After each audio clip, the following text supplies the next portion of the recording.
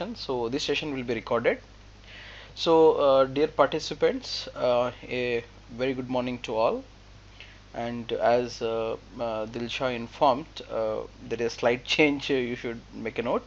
I'm working as a professor in the Department of Electrical and Computer Engineering. So today I'm going to discuss more in detail aspects of electric vehicle charging protocols. This is one of the most critical aspect. I'll be going to discuss about AC charging protocol as well as DC charging protocol and why the such protocol is being implementing there. So let me start with, so I assume that there may be some participants who are maybe new or some participant who may be already aware. So to bring all of you into the same phase, I'll start with some base and then I'll go into deeper and deeper. So as you may aware that in general electric vehicle, so that the diagram you are able to see here, I hope you are able to see the diagram here. Yeah. So here in this one, in actual electric vehicle, you will be having a high voltage battery pack. I'm referring to this complete diagram. So this is the main area of the focus. From the high voltage battery pack, there will be two wires that is coming out. One is the positive, one is the negative. So these are the polarities of this particular battery. So since to have the safety aspects, it will be connected to the power distribution unit, from where there will be a lot of switches that will be connected to the various other control units. Now from this power distribution unit, the power will be going to the motor controller, the power will be going to the auxiliary battery via DC-DC converter. In general, this is a high voltage battery pack if we consider it is a four-wheeler. So we'll talk about the two-wheeler, three-wheeler as well as the four-wheeler. So if you consider about the four-wheeler, this is a high voltage battery pack. So anywhere it can from the 300 volts to the even 900 volt, 1000 volts battery packs also come for different kind of vehicles. Okay, so there, and all the auxiliary systems that are there in the electric vehicle, such as compressor, the auxiliary rods, will be running through this battery pack only. So the entire load of this entire system is heavily dependent upon this battery pack. Now what makes the normal vehicle to the electric vehicle is only the thing. So in general electric vehicles, in general normal vehicle, the petrol combustion based vehicles, if you see, there will be an engine and a speed gearbox. So if you remove these to the engine and the speed gearbox, automatically if you try to implement the above system, this will be an electric vehicle. Now considering this electric vehicle, if you see the entire architecture of the electric vehicle, okay, so not only the charging aspect, because the charging will be going to various aspects, that's why I would like to show you the entire architecture of this electric vehicle. This is my architecture. So how this is happening here is, in this vehicle, the charging is considered to be one of the most critical aspect. Now that critical aspect should be handled with more safety and cautious. So to understand how do we ensure the safety aspects in the electric vehicle, we should know the different type of protocols that are there in the vehicle. So there are certain protocols called CAN. So this particular protocol is widely used in the vehicle system. In majority, see, if you see here, all the red dotted lines will be using the CAN protocol. How you can see, in a vehicle, you are able to see the vehicle, right? For the lights, for the powertrain control, for the climate control, body control, dashboard, wipers, and the power seats, and the rooftop, and the rear seats, and the rear lights, wiper, lock, and the rear lights. So this all entire system they are trying to control with the help of a communication protocol called CAN. Now suppose if they wanted to see some sort of door modules and windows lock and other side the mirrors and windows lock, they will be going with the LIN protocol. The other thing is, wherever the fastness is required, such as the brake suspension systems and the video. Suppose if you wanted to stream the video for the autonomous vehicles, they'll be using this automotive Ethernet protocol because that is much more higher speed than the Canon LIN protocol. And the rest entire system, okay, the entire system will be covered with the help of this FlexRay protocol, such as braking controller, suspension controller, the steering controller, all those things will be covered in the FlexRay protocols. So though there are FlexRay, automotive Ethernet, LIN and CAN, for the electrical perspective there is one more protocol that's been implemented. So widely in India and world there are various kinds of protocols that they are using. So we'll study one by one. So first of all, you should understand the powertrain architecture of an electric vehicle. Suppose here you see this is the powertrain architecture of a general electric vehicle. Here, so this is, you assume this is your electric vehicle completely. For this electric vehicle there is a inlet here. In this inlet there will be a charger. You will be having a charger here. From the charger there will be a cable. That cable is having a connector that is connected here. So this charger could be AC charger or DC charger. So what is AC charger, what is DC charger, we will discuss very soon. So you assume that there are two type of chargers. One is AC charging system, other one is DC charging system, that is connected to the electric vehicle inlet via the cable. Okay, so that's what we are representing in the form of this particular flowchart boxes. Now once you insert the cable into here, so the cable is inserted. Suppose in the first case I assume I am using AC charger. When the AC charger cable is inserted into this particular point, what will happen, it will give, if you take this as Indian power supply condition, you will get a 220 volt line to neutral voltage that you will be applied here. Now generally the battery pack require DC, so this AC will be going to the onboard charger. This is something you can assume an adapter for our mobile, where when you try to insert your mobile adapter here, that adapter takes 220 volt and give the DC power supply. Now from here the DC power supply is coming, that is not being directly given to the battery pack, that is given to a power distribution unit, that is from the power distribution unit it is then given to the battery pack. So this particular scenario is called AC charging system. So what is happening here, you are having a 220 volt AC plug-in socket. That 220 volt plug-in socket is connected to the onboard charger. This onboard charger is connected to the power distribution unit. From the power distribution unit you are trying to charge the battery pack. Okay, so one biggest limitation here is the onboard charger capacity. So that's why many people tell that AC charging is a slow charging. Why AC charging is a slow charging? Why? What is the reason behind it? Now what is actually happening here,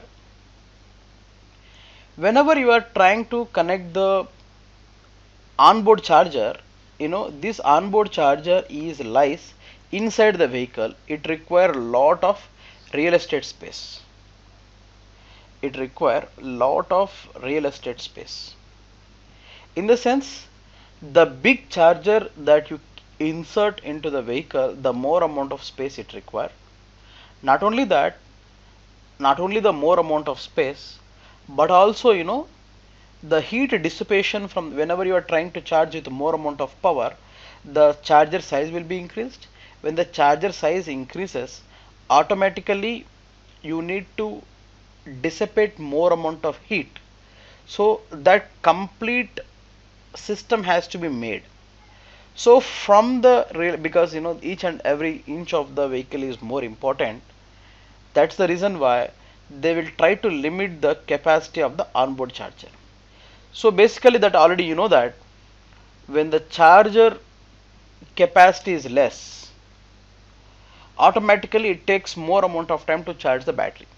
Say for instance, if it is 3 kilowatt charger, if it is 30 kilowatt hour battery pack, so like 3 kilowatt of continuous power you have to give for 10 hours, then only this battery pack will be charged.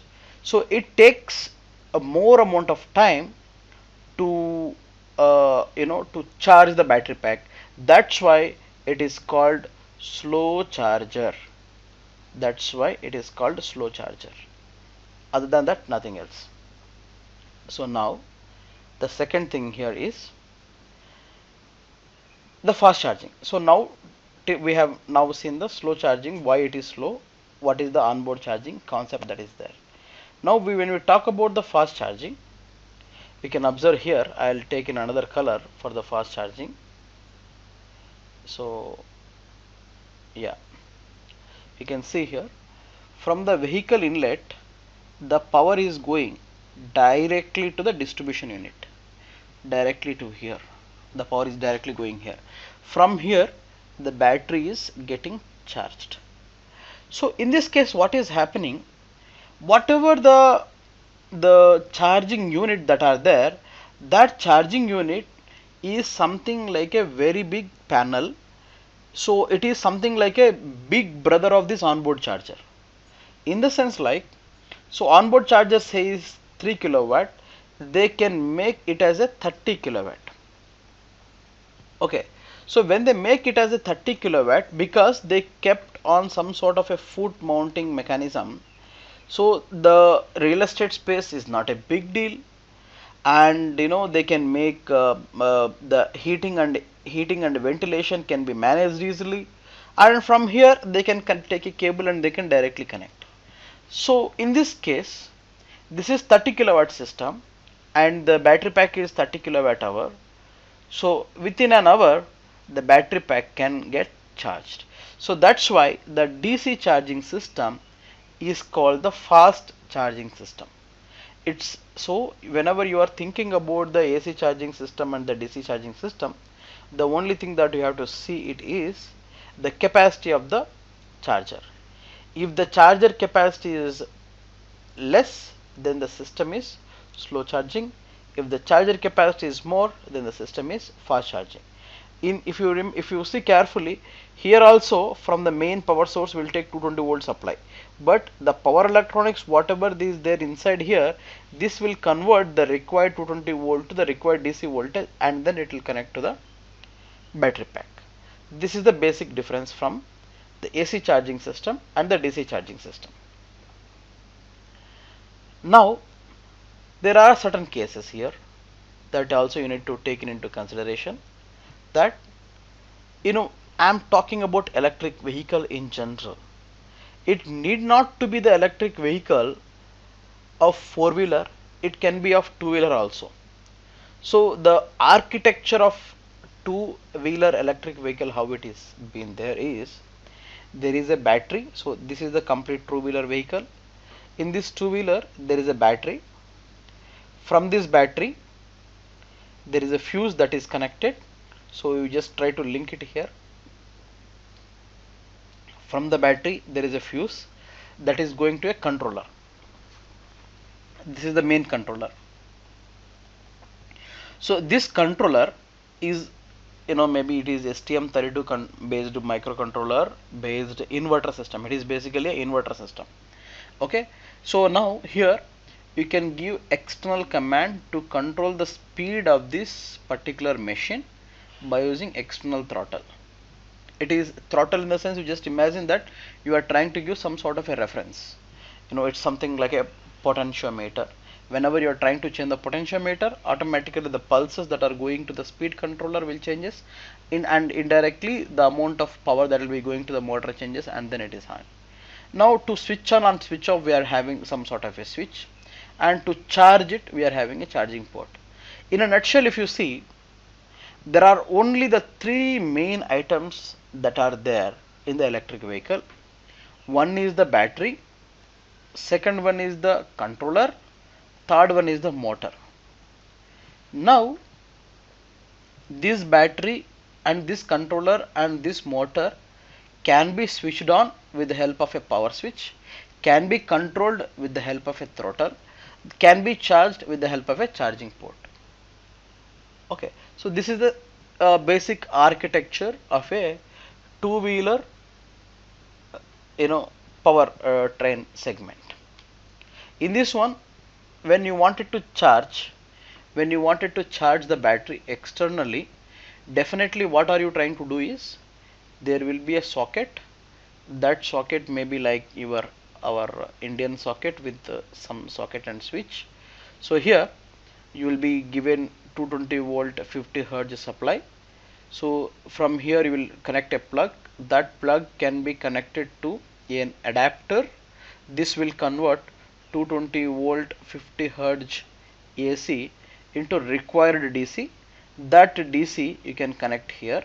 So automatically it will, with the help of the controller, it will charge. This controller hosts like some sort of a contactor to charge the battery. At the same time, it can also run the motor. So that is how the system is there.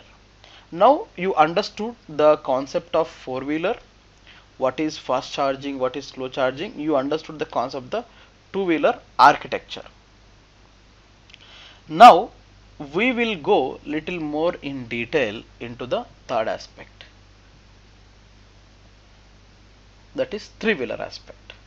In three-wheeler aspect also, it is quite similar as the four-wheeler and the two-wheeler. What is happening here, there will be a 220 volt 50 hertz power socket that is connected here, that is connected to a charger. That charger will be charging the battery, and this battery will be connected to a power converter. We call it as a controller. This controller is connected to the motor. This motor may be connected to the wheels to rotate of the required direction. Generally this will look something like this. So whatever the wheels that I am trying to show here, these are the wheels. Okay, and the transmission system is this, the motor is this, and the power converters and the controllers is this. And they may, with the help of this particular knob, they may try to rotate it either in the forward direction or reverse direction. They may try to control the speed with the help of this potentiometer. So the controller may have a little more features of various aspects to do that. So considering this all the scenarios, we will be going to the trucks. So till now you have seen the four-wheeler, three-wheeler and two-wheeler. Now what is going to happen into the trucks? You can see here.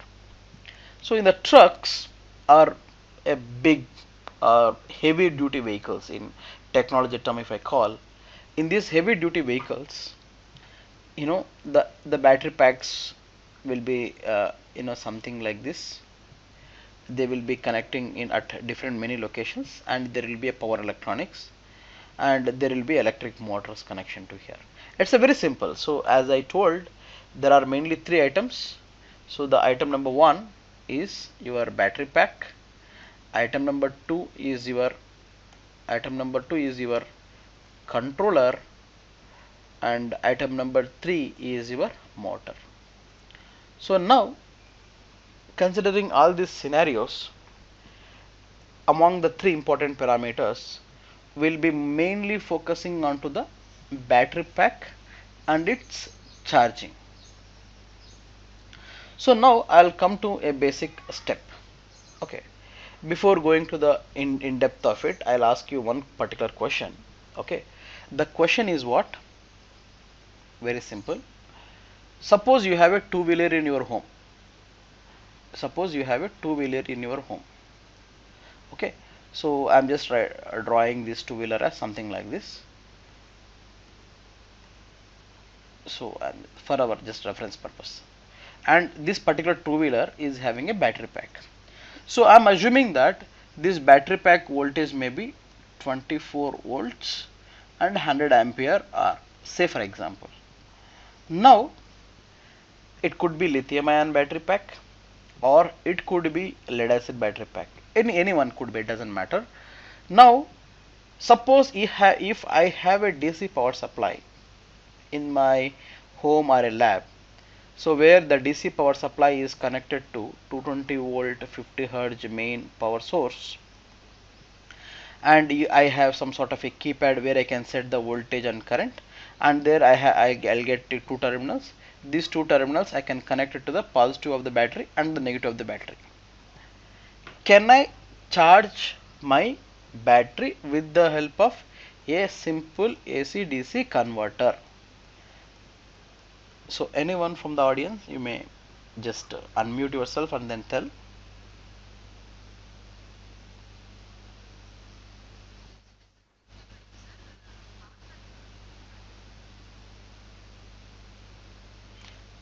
Okay, okay, agreed. Let us assume that the power factor correction, everything is there at the front end side.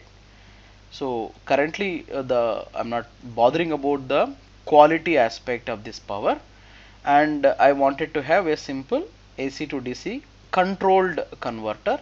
So we can call as a controlled rectifier also, where I can have a provision of voltage setting and where I can have a provision of current setting. Both are there. Now my battery is 24 volts. I know what is my maximum limit of the battery. So based upon the ampere hour, I can calculate what is how much amount of current that I should able to send depending on the capacity of the battery. So I can able to send both the current and voltage.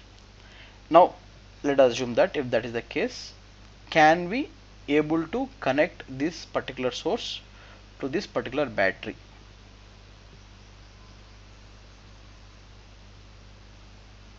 Anyone? Yeah.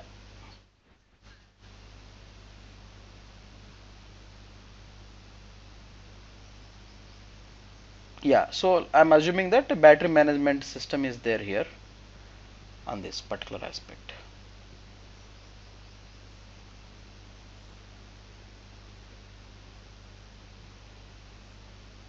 Yeah, anyone? So just tell me whether the charging is possible or not. Then we will just go next step.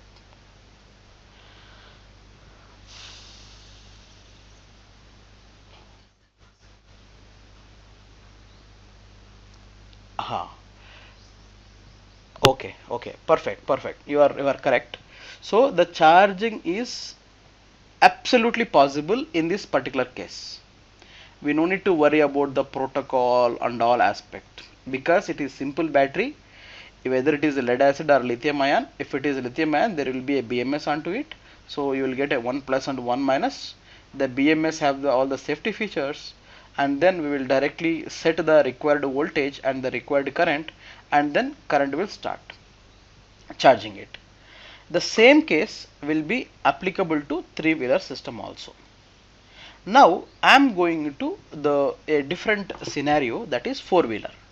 Four-wheeler are heavy-duty vehicles. In the four-wheeler or heavy-duty vehicles, if I take an example of MG Hector electric vehicle as an example, it hosts something like 38 kilowatt hour battery pack. Sometimes it is also coming 53.3 kilowatt hour battery pack also they are bringing into the market. Now if this particular battery pack is there, there may be so many number of cells that are connected in series and parallel of different type of capacity they have connected. On top of it, there is a BMS, that is called battery management system, is sitting on the top of it.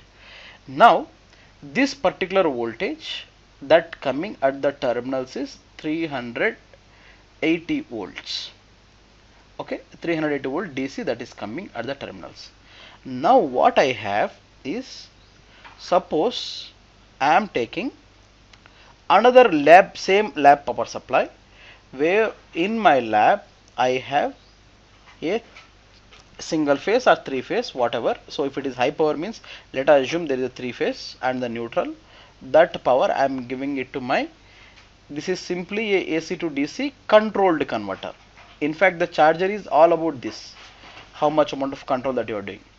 And I can able to connect like this, the positive and negative, and I can charge.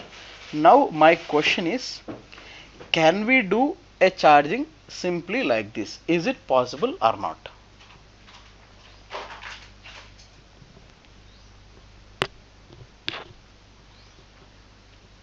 Yeah. Anyone, let it be wrong. It doesn't matter. It's just our understanding.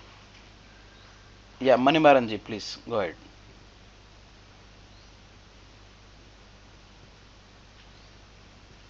Okay. Anyone else would like to answer this? Okay. Well, so in this case, it is not possible to charge directly. The reason is, the reason here that you should understand the reason, I mean why the protocol is required, is what the intention is to talk about. So as I was informing you, there are many number of cells that are connected in the battery pack. So say for example there are 20 cells that are connected in series. Okay, now you need, this charger is a high power charger. That means what? It can throw a high amount of current within a short duration of time. Okay, now suppose for any sort of reason, if any one of the cell is prone to damage due to its own chemistry or due to manufacturing defect or due to external defects, whatever the reason could be, if the cell is defected, in the sense like for a very less, for a less given amount of current, if the cell is trying to charge immediately, what will happen? If the BMS, this particular BMS should able to detect this particular one, and then this BMS should inform the charger to stop the charging. If the BMS is not informing the charger to stop charging, it will go on try to throw the current, and this BMS may not handle such amount of current. The first, the BMS may go into failure. The second, may the electric vehicle, if properly not ventilated, it may prone to some sort of fire explosion always. So the important thing is the safety. Now to understand, because it's not only the battery, what happens, this battery is connected to many other auxiliary services. It also should monitor the temperature of the battery pack. It also should monitor the state of charge of the battery pack, state of health of the battery pack, each and every cell, the state capacities, how much amount of current each cell is that are taking. All this information should be communicated to the high power AC to DC controller. If it is properly communicated, then only this, because for a small charger we can switch on and switch off immediately if you see some sort of thing. So for a big charger, and if it is, if they are going to put into heavy duty machines, it is a quite cumbersome and difficult task. To just have a complete safety and control aspect onto it, we should follow a certain protocol to have all the battery state of information to the charger. That is the main thing. So now, how this protocol has arrived is the first question. you know as I have shown you just earlier, the entire vehicle is enabled with the CAN protocol. So the Chinese has developed the similar protocol. It depends upon CAN, so that they call as a GBT standard. So we'll just go into little more deeper into details. So there are so many protocols are there. I'll explain you one by one, and we'll go in detail about our Indian, what are we trying to use in India. Okay. So before that, let's see whatever I just told, this one. you have a DC charging station, or no, DC charging station means you just imagine this is something like a panel like structure, okay, having some sort of a display, having some sort of a gun. Just imagine this, okay. This DC charging station, what is internally having is, it takes the power from the mains or the grids, that could be three phase or could be a single phase. So for high power DC charging, mostly it is three phase. Single phase very rarely they use for high power charging because of so many power quality issues that currently it is out of scope for us to discuss that. Now this particular three phase is connected to a controlled unit. What it will do, it will make a AC to DC conversion. So whatever the alternating current is there, so that alternating current will be having some sort of a waveform, something like this. That alternating current we wanted to convert into DC, something straight line. So this particular device will do that particular conversion, that alternating current to the direct current. Now the battery pack here for different systems could be different voltage. Say for example, I am talking about Mahindra E Verito. It could be 72 volts to 84 volts. If you talk about Nexon, 300 volts to 380 volts.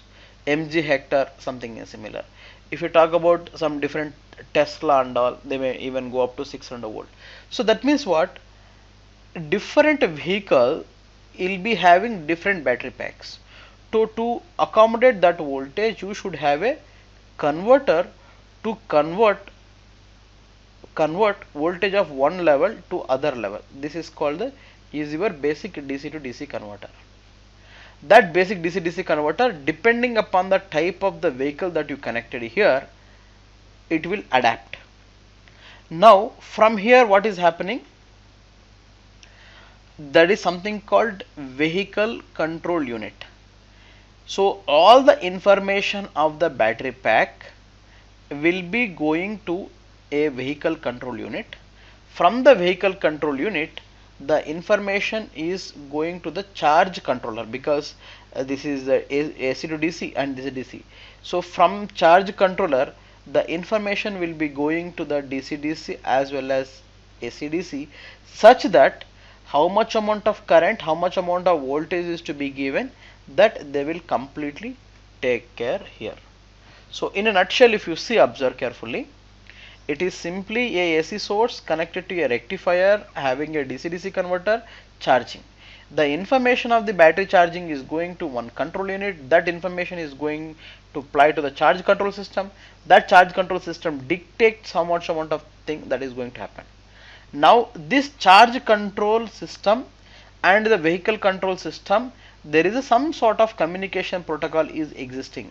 That is what we are going to discuss about the charging protocols of the electric vehicle. Okay, so now what are the different type of charging things are there? Let us see. So till now, any question to anyone?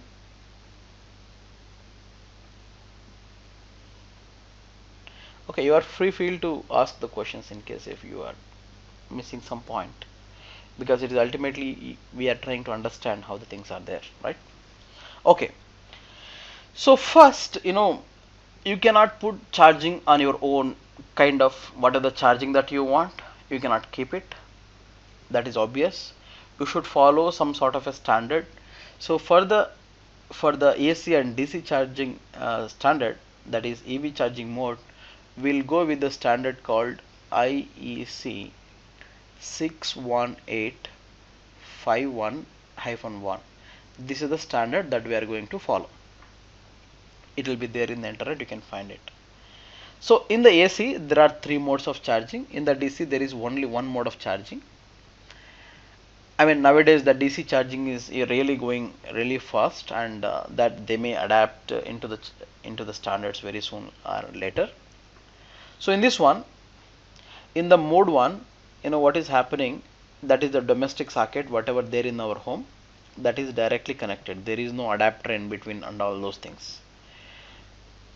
In mode 2 they realized that some sort of Mahindra Reva kind of vehicles, some small mini two wheelers and mini four wheelers, they realized that some sort of protocol is required. So they kept some sort of boxes here and then a cable guns here, because if the particular connection here is loose, then what is going to happen? A fire can be catched. So to just avoid that, they try to make the standard for this particular connector first. So in the mode 1 and mode 2, the only difference is the connector and the protocol. In the mode 3, they have increased the power from 3.7 kilowatt to 22 kilowatt AC, where they have, for the charging, they have one side one connector, they have another side connector, where the onboard charger will take care about the power conversion. So the conversions are something like type 1 and type 2. What is type 1, type 2? I'll tell you. You need to understand only the connectors makes a lot of difference. Now when it is coming to the DC fast charging, it can go from 22 kilowatt to 350 kilowatt, and I'm just telling as per the standard, because nowadays they even went up to 1000 kilowatt. I mean, I saw in news articles, so whether they have put in standards or not, really I don't know, but at the time when I was making this PPT, this was the standard that they mentioned. For the mode 4, it is up to 350 kilowatt DC. In this one, they'll be using type 2, they'll be using another connector called CHAdeMO, they'll be using another type of called CCS combo. So what is this, and I mean, like, what type of connectors and how these things will just we are going to see that now. Okay, so now first of all, I mean, like, since you already probably very clear in understanding it, I'm just making it little more further clarity onto it. So here, this is in general AC charger that you are going to see. This AC charger is having some sort of a connector with a handle. You can observe here, this connector is going to insert here, and there is another side connector that is also going to insert here. So both sides the connectors are going to insert, and then the cable that exists between them to carry the power. So this is only AC. Now this AC is our main grid AC 220 volt 50 hertz. Sometimes this also can be this much big amount of size also will be there. This is pile charging station, this is panel based charging stations. It could be of anything. Now this is connected to this cable is connected here into this particular socket. From here there will be a AC to DC converter, from there the battery will be there. So this particular system is called the onboard charger. Okay, now let us see how let me dwell into little more depth of it, how this onboard charging system is there. You can see here, okay, this is most critical aspect. This is your 220 volt AC power supply, and there is something called safety. So I'm just little more making it big so that you will understand it. So this is 220 volt 50 hertz AC supply that is connected to a safety switch, and then it is connected to a AC DC converter, then DC DC, and this power control unit will be there, and it is going to the battery pack, may be having so many series and parallel connections with connection to BMS. Now from the BMS, from the battery pack, the connections that are coming here, it will go into the first of all it will go into the, whether if all the cells, SOCs, all the temperature are in control, then they will switch on this particular relay. You can just think kind of a switch that they will on. So once they on, the voltage will come here, and once it reads the voltage, and it can reach what is the minimum and maximum voltage of this battery pack, this power control unit will give the information to the DC-DC converter how much amount of power need to be set. Once this information is set, this information will be passing to the controller, current control unit at the charging station controller. This will be again communicated to the charging station, AC charging station. This AC charging station will close this safety. Then only the complete power flow will happen. So you can see, observe very carefully. The first thing what they will do, they will check entire battery parameters whether they are intact or not. Then they'll close it. Once they close it, it will check how much amount of voltage and current that need to be set, and it will read from here. Accordingly it will set. Once these two are set, it will send information via these to the controller that okay, all the safety aspect in the charger side is done. Now you switch on the safety switch here. Once they switch on the safety switch here, this 220 volt is directly connected, and then it is going. So this is how it is going. Now further we will dwell into that, the first and foremost thing that they brought it here is when the power is going here, what type of socket that we should use. If it is AC here, since it is onboard charger, it is a completely internal to the vehicle. So here, from the EV charger to the onboard charger, what type of connector that they should use, you can see here.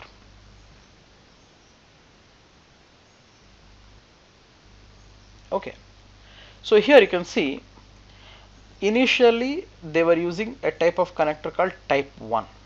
Okay, this type 1 connector and the other type of connector called type 2, type 3 and the Tesla connector. So we'll go into one by one. So these are the type of connector that they are using in AC. Okay, once again very careful.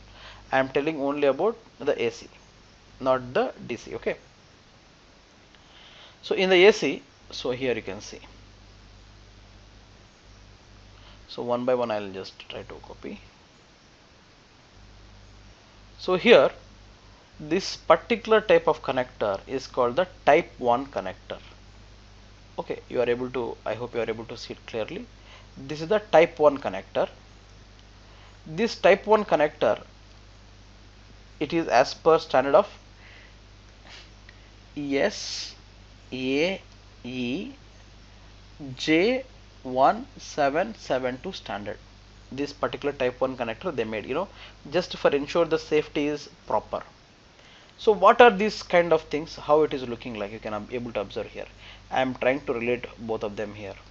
Okay, so this particular is line 1, means like, in our homes whatever the power supply that will come, that is line 1, and this is neutral. You can able to see here line 1 and the neutral.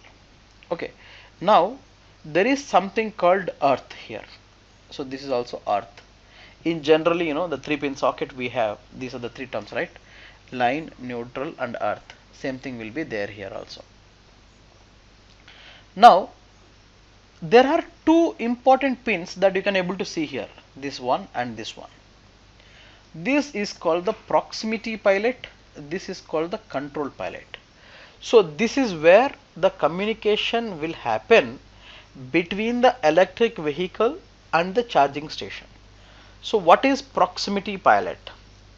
When the vehicle gun is inserted, okay, so this is your charger and this is your vehicle. Now when the vehicle gun is inserted here, when the vehicle is intact or not, that information, whether vehicle is within its vicinity or not, that information can be done by the proximity. Proximity means whether it is in the surveillance zone or something nearby.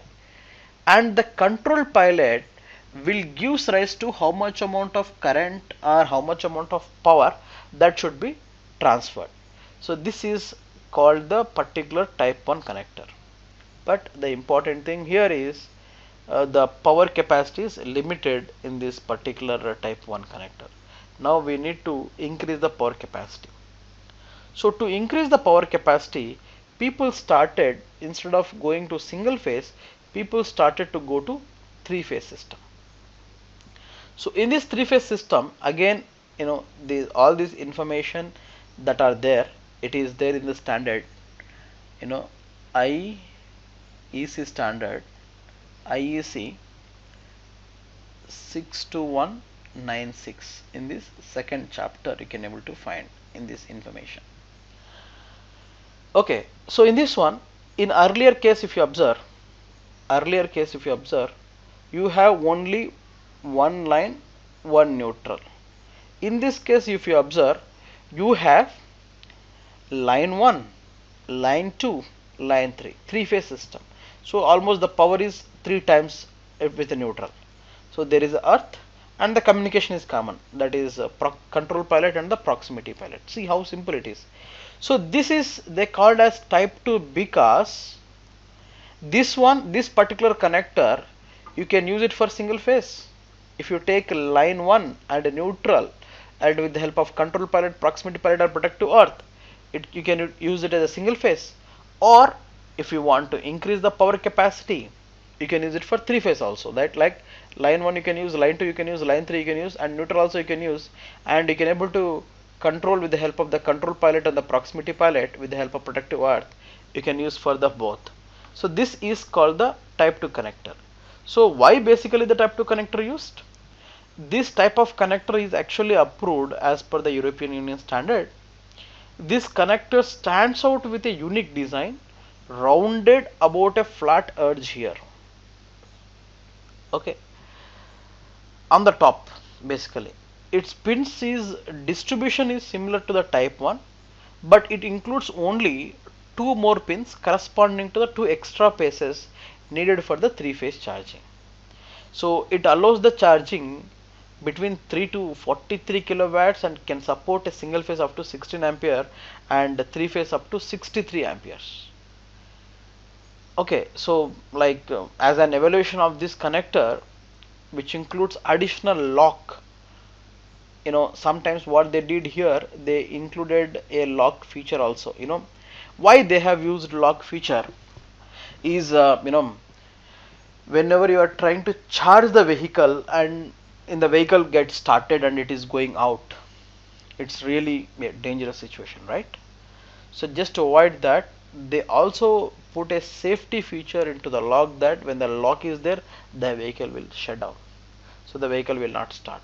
So it is very, now I mean, like, it became mandatory in France and then later on into the world. Okay, now these are the AC type 1 and type 2 charger. There is one more type charger that is called the Tesla connector. What happens here, the Tesla has its, they are not depending upon their type 1 or type 2, they just made a universal type of connector. So that connector is something like this. It has only 2 pins. So these 2 pins, this one can be line and neutral, or it can be plus and minus. So the same connector they used for AC and DC both. Something like you have the they don't have the proximity pilot, but they have the control pilot, control pins, and the protective earth.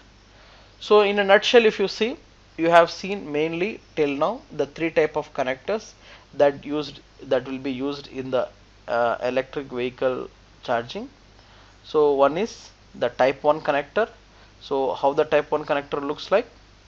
The type 1 connector is something like this, and other one is type 2 connector, and the type 2 connector looks something like this. The main difference between the type 1 connector and the type 2 connector is only the number of phases are increased. The other type of connector that they use is the Tesla connector. This is the Tesla connector. This is all about the AC charging that they use in the system. So type 1, type 2 and a Tesla connector. Now you already know that the AC charging system is something like this. But the important issue here is the as you wanted to increase more and more amount of power, you should increase the onboard charger. When you increase the onboard charger, automatically what happens, the size of the real estate requirement in the vehicle will increase. So to avoid that, generally people started to going for the DC charging. Now we will be talking about the DC charging. In the DC charging, we will be discussing the 3 important points, and then we will dwell into the protocols. So what are the different parts? What are the different parts that are there in the DC charging? That first we will discuss. And the second that we will discuss is What are the different type of connectors that they use in the DC charging? And the third thing that we'll discuss is what are the limitations of the DC charger. So if there is something is available means obviously there are certain limitations, right? So first we will just talk about what is DC charging and how it is looks like. You can see here earlier whatever we have discussed, same philosophy. Earlier the philosophy was this particular scheme, till this particular scheme was inside the vehicle. Now this scheme came out of the vehicle. Okay, now this completely is a DC charger, this is completely is a electric vehicle. Now in this one same, everything will be same. Okay, so now the charging will be there at the outside of the system. So there is a AC, there is a safety, there is a rectifier, there is a DC to DC control, and then the protection control. From here it will sense all the BMS parameters, everything, and all the BMS parameters it will sense. Those BMS parameters will be read and this information will be passing through it, and then it will close it. Once close it will read it. From there the communication will come, it will set, and this all the communication will come, it will try to switch on the relay valves. So all these things will happen in the similar to the AC charging station. The same thing is there in the DC charging station. Now so instead of telling me one by one, I'll just show you all connectors at a time, then I'll go into step by step of the analysis here. Okay, so now this is, if you remember, this particular portion is type 1 charger, if you remember, in the AC. For this type 1, what they have added, because there is a communication that exists here, control palette and proximity palette, there is a line, there is a neutral, there is earth. So for this they have added one more extra term, that is DC also. So that means with the help of same connector you can do either AC charging or DC charging. If you connect it properly you can do both also. Okay, so that means what, the combination of AC and DC happened here. That is why it is called combined charging station type 1. And to increase the AC power capacity, they made it 3 phases. Like here, if you observe carefully, this is your type 2 connector. This is your type 2 connector, and it is having plus and minus. So you have the type 2 connector and it is having plus and minus. So this also can be used for this is also called as a CCS, combined charging station type 2. They are using in the US and Europe clearly. And there is one more type of connector is called CHAdeMO. Why it is CHAdeMO I will tell you later. And the Tesla connector, and GBT connectors, Chinese standard. So there are in overall, if you see in entire world, these are the 5 things that they are using. In the US and Europe they are using CCS, including in India also they are using CCS, because the markets are majorly the US and Europe, so the rest of the world will follow. But the Japanese, they have their own standard, they don't go for their dependency on XYZ. They made their own standard that is called CHAdeMO. And Tesla, some specific companies, they make their own charging scheme, that is called the Tesla charging scheme. And the Chinese, because now the Chinese is world leading manufacturer in electronics, they also make a standard that is called Chinese GBT standard. So now let's dwell into one by one clearly.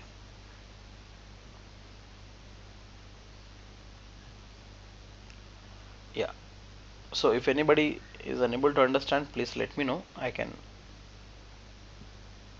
send you the recording version of it also.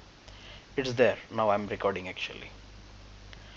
Okay, so here this is the combined charging system 1. It is called CCS CCS combo 1. CCS combo 1.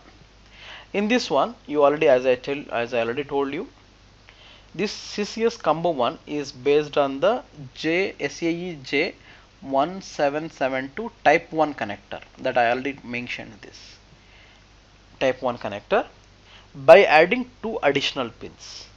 This combined charging system is made for DC fast charging. The connector can be used for both AC and DC charging up to 350 kilowatt because it is having the DC plus and DC minus. Now if you really look into see, I mean the vehicle inlet and the charging outlet. So charging outlet means you have a charger and the cable, that cable here, and you have a vehicle here.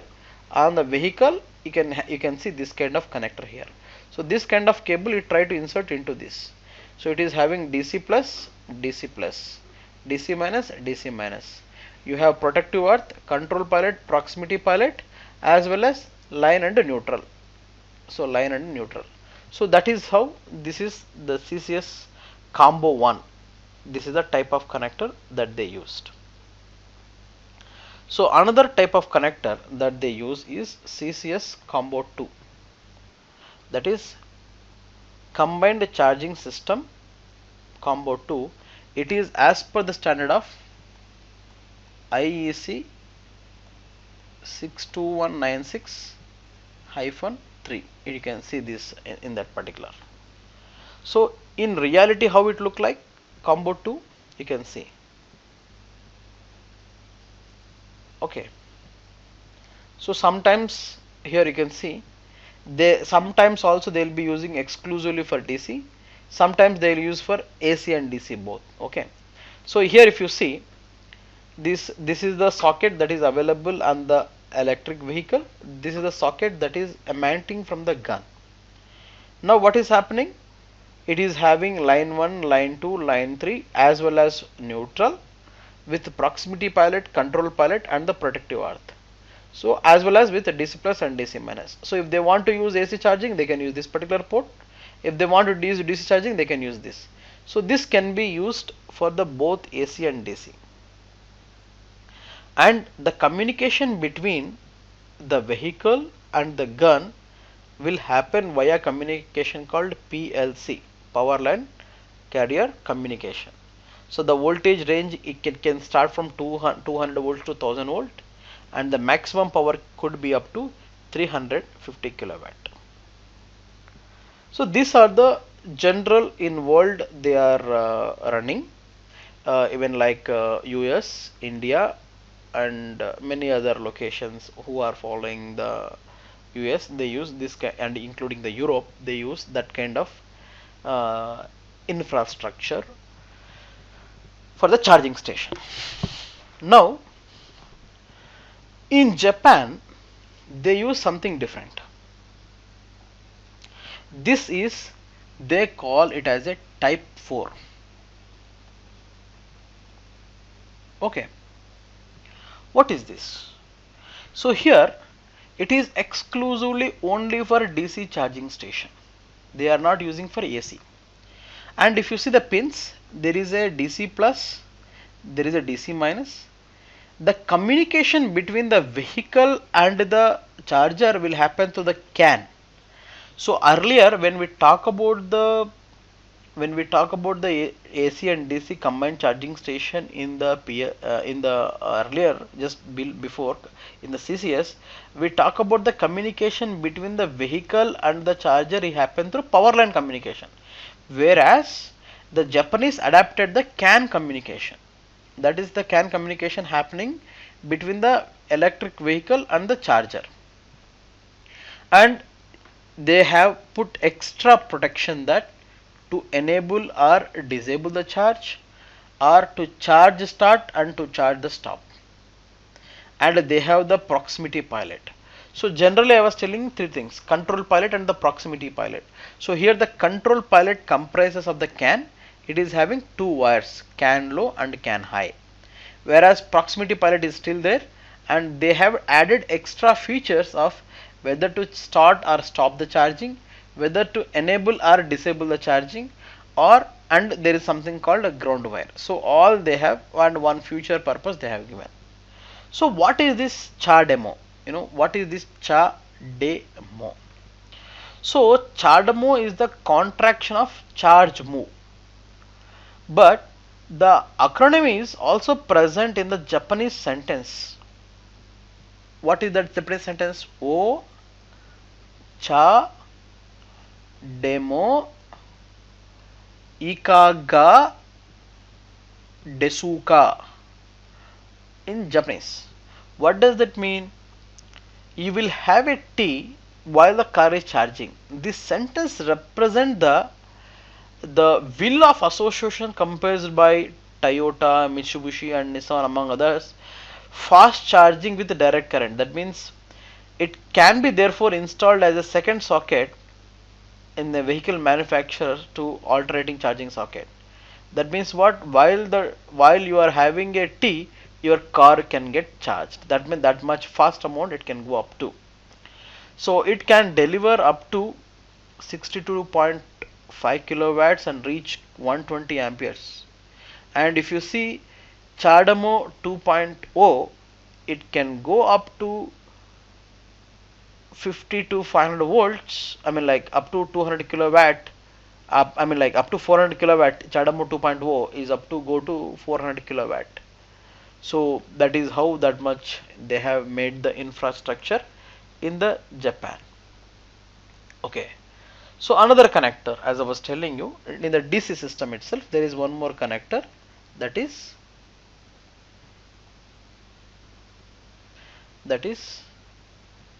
Tesla connector. So this Tesla connector, it is they use both type 2 as a Tesla connector. Okay, in the type 2 what they did, in our earlier type 2, if you see, we have used for line 1, line 2, line 3, neutral and the earth.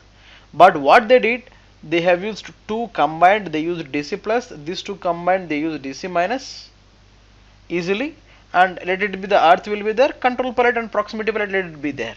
So that's how they have tried to manage, the entire system simply, that DC charger, the same, their own proprietary cable also, something like this, line and neutral and the proximity and the control palettes, something like this is the proprietary DC charging in the USA. Generally most of them they use USA. The entire world is moving, India, US, Europe are moving CCS. The Japan is moving towards CHAdeMO, and in the US, the vehicle manufacturer Tesla, he has made his own connector. Maybe it is due to the business or due to some other reasons. He don't want to depend. He made its own system, that is Tesla. But in China, they used another type of connector. This type of connection is called the DC charger Chinese GBT standard. So here, if you can observe, there is a DC plus, DC minus, and there is a CAN high and the CAN low. The communication happens through the CAN bus communication, and you have the proximity pilot also, two pilots, and these two they have given for the future scope if they wanted to enhance it later. And this cable completely energized with the help of auxiliary power plus, auxiliary power minus and the protective earth. So if you see, if you try to compare the Chinese standard GBT and the Japanese standard CHAdeMO, the combined charging station based combined charging system based connector have little bit more advantages in terms of AC and DC compatibility. That's why India has adapted that kind of converter system. So in a nutshell, if you take a little summary into it, so the charging architecture that you see, this is the type 1, type 2 connectors at the at the vehicle side as well as at the gun side. And the CHAdeMO, you can see the CHAdeMO connector is something like this at the vehicle side and the gun side. So I just wanted to little more make it bigger to all of you to exclusively see this.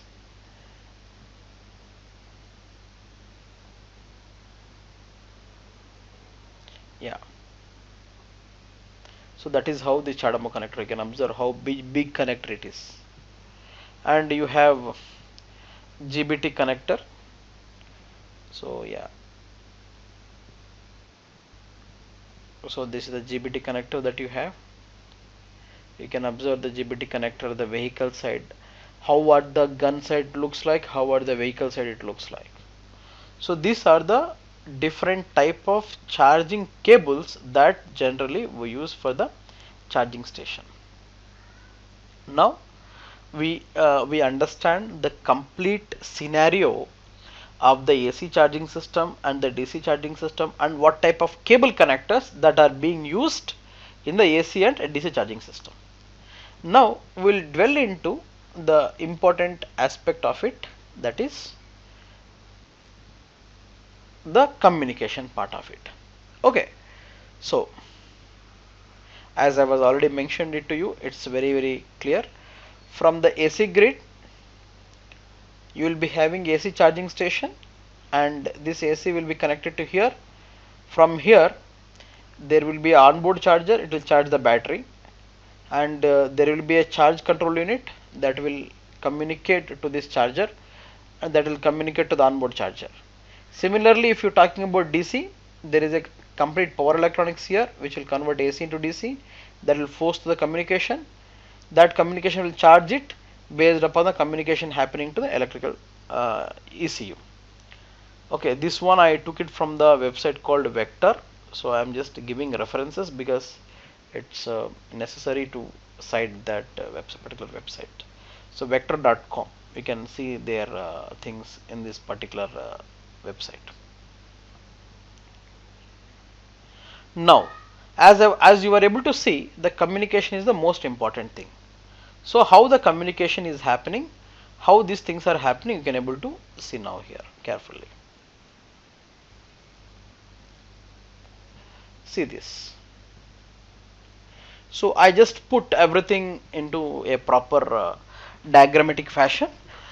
There are two type of communication. One is low level communication, one is high level communication. So what is low level communication, what is high level communication? I'll just explain you in a just a nutshell. Okay, so before just going to that, I'll tell you the what is low level communication and what is the high level communication. So now I'm only talking about CCS. Okay, now only I'm talking about CCS, combined charging system protocol only. Why? What is the reason behind it?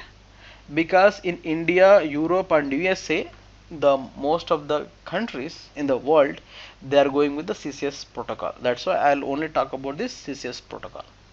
So you may guys later on refer the CHAdeMO how the protocol and GBT how the protocol is there, but the CCS protocol is like this. So when I'm talking about the CCS protocol, there is, as I was telling you, the pilot pin, and there is something very important states are there, that is state A to state F, state A, state B, state C, state D, state E, state F. So for now, if I just tell you all these things, it may be wonder what is these states and how these are there, but for the just mean you understand that state A means the vehicle is not connected, state B means vehicle is connected, state C means vehicle is charging, state D means some sort of ventilation is required, state E means there is an error, state F means there is unknown error. So what is internally there, I'll just tell you later. So you need to understand the state A, state and its description. Okay, state A represents to vehicle is not connected, state B represented to vehicle is connected, state T represented to electric vehicle is charging, state D represents to ventilation is required, state E represents to error, state F reference to unknown error. Okay, now what is this? Let us go step by step. Okay, so I'm just I'm making you understand the terms and the glossaries that you need to know before it. Okay, So this is a EV charging station. Okay, this is EV charging station. So this is where you need to give more and more focus, because many times where we lost is in this particular aspect. This is vehicle. It's already mentioned here, vehicle. Now in this vehicle and the EV charging station, in the EV charging station, I'm talking only about right now both AC and DC. Okay, so we'll come to know what is that. So there is a, your controller is there. This controller, I mean, like, this is, you can say, DC power unit. After conversion of AC to DC, there is a DC power unit. It will having onboard control, I mean, controller. This is completely outside, means it is how I'm thinking. This is a completely charger that is foot mounted on the surface of the earth. Okay, there is this is completely vehicle that I am taking. In this controller, you are taking AC and all is there. There is a unit, and one important check that is happening is called isolation check.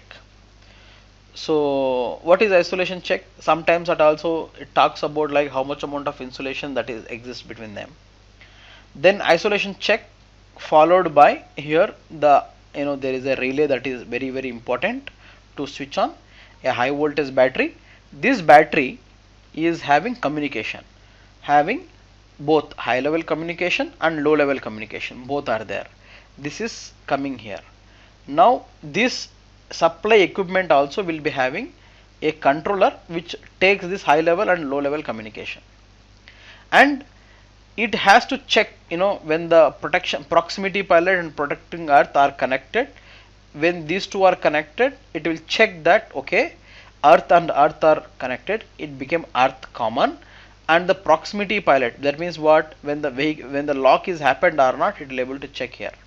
And the control pilot, where the information of this entire battery can be exchanged to the control pilot. Based on it, it will give the command to the DC power charging unit. So in a nutshell, if you see here, whatever the items that are there in the supply system, except the power unit, almost all the items that, I mean, in terms of controlling aspect, all are there in this one. So this communication system is there, this communication system is there, this PP, PE, PE, CP, everything will be there. So this is the most critical aspect in the electric vehicle communication. So here, one by one we will just talk and then see. Okay, let us talk about the first stage. So I think before that I will talk about the AC charging, and then I'll come to this particular DC charging, because AC charging is more important. Then you can understand the DC charging. Okay. So maybe in the second session we'll talk about the DC charging. Now we'll talk about the AC charging communication protocol. Okay, so let us understand what is this control pilot. This control pilot, this is a pin basically. This control pilot pin provides a bidirectional communication between the electric vehicle and the charging system. This will check the maximum amount of current that EV is able to take at any given point of time. So this control pilot is one important thing. There is another important thing is the proximity pilot. So this proximity pilot is used to check whether the EV is connected to the charger or not. It prevents the movement of vehicle when the EV is connected to the EV charger or EV supply equipment. The EV can only drive away when the charging pin is unplugged. Otherwise, the EV cannot be drive away. Okay, so now let's go into the little more in details of it. Then a kind of understanding you can able to get it here. You can see here. So you just take, this is charger. Okay, this is charger, that is called electric vehicle supply equipment. This is the gun. Okay, this is main charger, this is a gun, This is a vehicle inlet, gun inlet. This is a gun, this is gun inlet, and this is vehicle controller. This is vehicle controller. It's very simple. Charger is connected to gun, this gun is connected here. Now here if you see what is inside, actually what is inside happening. So there is certain electronics that is there in the gun, there are certain electronics that is there in the vehicle inlet. So vehicle controller is having certain electronics, charger is also having certain electronics. So what it is having, you just observe very carefully. Now if I little more put into diagrammatic fashion, I'll just copy paste here. This is some sort of a control. That control is connected to this particular gun. Okay, this particular gun is connected to a AV socket to just and make you understand little more in depth and clear. Okay, and this is connected to your electric vehicle side. So what are these pins and why are we considering these pins? That is more critical in understanding this. Okay, now you observe very carefully. Here the gun, whatever the connector that is having, so let me take one simple connector. So this is having, maybe you can have line, you can have neutral, anyway earth is there, that is protecting earth, and you have proximity pilot, I mean the control pilot you have, and you have the proximity pilot. Similarly, this line is connected to line on the vehicle inlet side, neutral is connected to neutral on the vehicle inlet side, ground is connected to ground on this one. So we will not worry about these 3 pins. Okay, we will not worry about these 3 pins. Now we will consider only these 2 pins. What is these 2 pins? One is control pilot. When it is connected to control pilot, what is going to happen? And the proximity pilot, when the proximity pilot is connected to here, what is going to happen? That we need to observe very keenly and carefully. Okay, so let's go into step by step. So I am just connecting them together.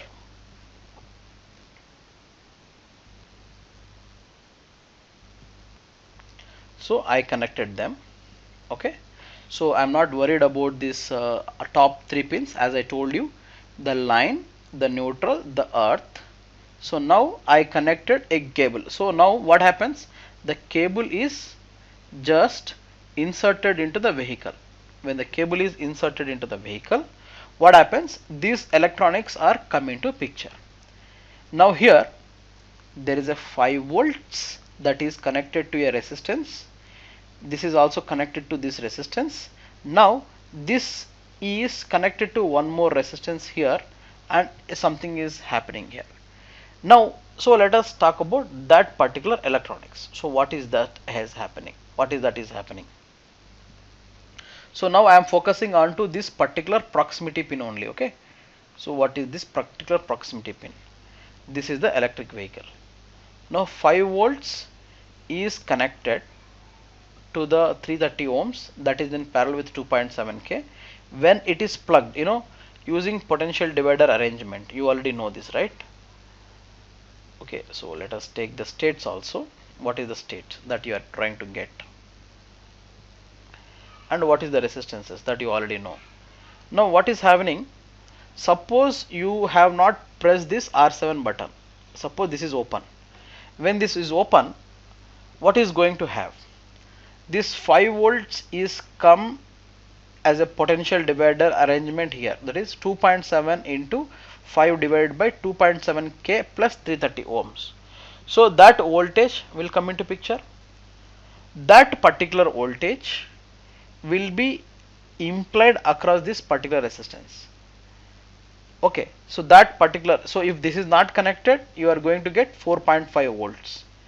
When the vehicle is not connected, you will read a voltage of 4.5 volt. When the vehicle is connected, when the button is pressed, you will get a voltage of 3 volts. Okay, so like this, it uses simply a potential divider arrangement circuit. When the vehicle is not connected, you will get 4.4. When the button is pressed, you will get 3 volts. When the both are connected together, then you will get 1.5 volts. So when the system reads 1.5 volts, then the system thinks that yes, the vehicle is connected and the lock is pressed. So then the system will send a signal that okay, my now the proximity pin is getting connected. So that particular stage is the proximity pin stage. So this is very clear that when the button is pressed, then you will read 1.5 volts. When you read 1.5 volts, then you trigger this relay. That means now vehicle is locked. When the vehicle is locked, then you can start communicating. That particular stage is done. Now we will start communicating. What are we going to start communicating? We can observe here. Those states are going to come into picture here. You can see. So what are those states? You can see here. So what initially they do and what states are going to come into picture, you can observe.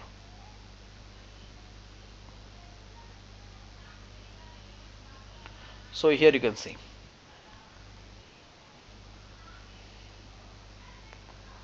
See here. So when these are connected, first what is happening? A 12 volt supply, this one, a 12 volt supply will be connected here. When the 12 volt supply will be read here, this will be read by the detector that okay, 12 volt is there. If this is not connected, automatically 12 volts will be there. Now when this connected, here what happens? This 12 volt a 2.7k resistance will come into picture. So this 1k and 2.7k resistance both are connected to 12 volts. So the voltage drop across this will fall from 12 volts to 9 volts. So when it falls from 9 volts, immediately the relay will be triggered here and you will be generating a signal of plus or minus 12 volt. That means what here? You are trying, earlier you were giving straight to 12 volt signal, plus 12 volt signal. So when gun is connected, when the gun is connected, immediately what happens? This 12 volts will be connected via this K2 relay to a kind of signal source where it can generate a plus 12 volt minus 12 volt square waveform. This square waveform is plus 12 volt square waveform.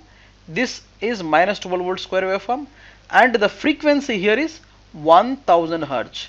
So that simple it is. You know what is happening? When you can plug in the gun, immediately the electronics inside the controller will sense that okay, gun is plugged. The relay will be triggered from the 12 volts side to this side. Then this plus minus 12 volts thing will come into picture. When this plus minus 12 volts come into picture, you need to read only a positive voltage and not the negative voltage. That's why the diode will be connecting. So this is where at this particular instant of time you will read, in the positive side you will read 9 volts, in the negative side you will read minus 12 volts, and the frequency is 1000 hertz. At this particular instant the 2.74k, this particular resistance was coming to picture. This particular state, that state B, is called electric vehicle is connected. Electric vehicle is connected.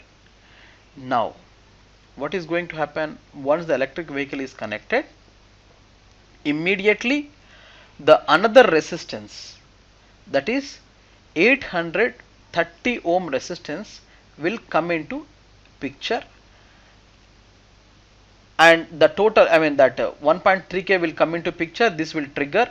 Once it is triggered, the equivalent resistance, this 882 ohms, will be come into picture to the equivalent to this one, and then it starts charging.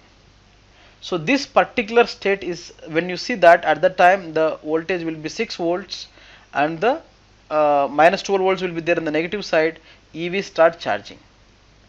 Sometimes when you add some more, I mean like, you know, if some what they do generally, when the temperature increases, automatically they'll connect one more, the resistance will be reduced. When the resistance reduces, the equivalent resistance will be totally reduced, and the voltage will down to plus 3 volts and minus 12 volts.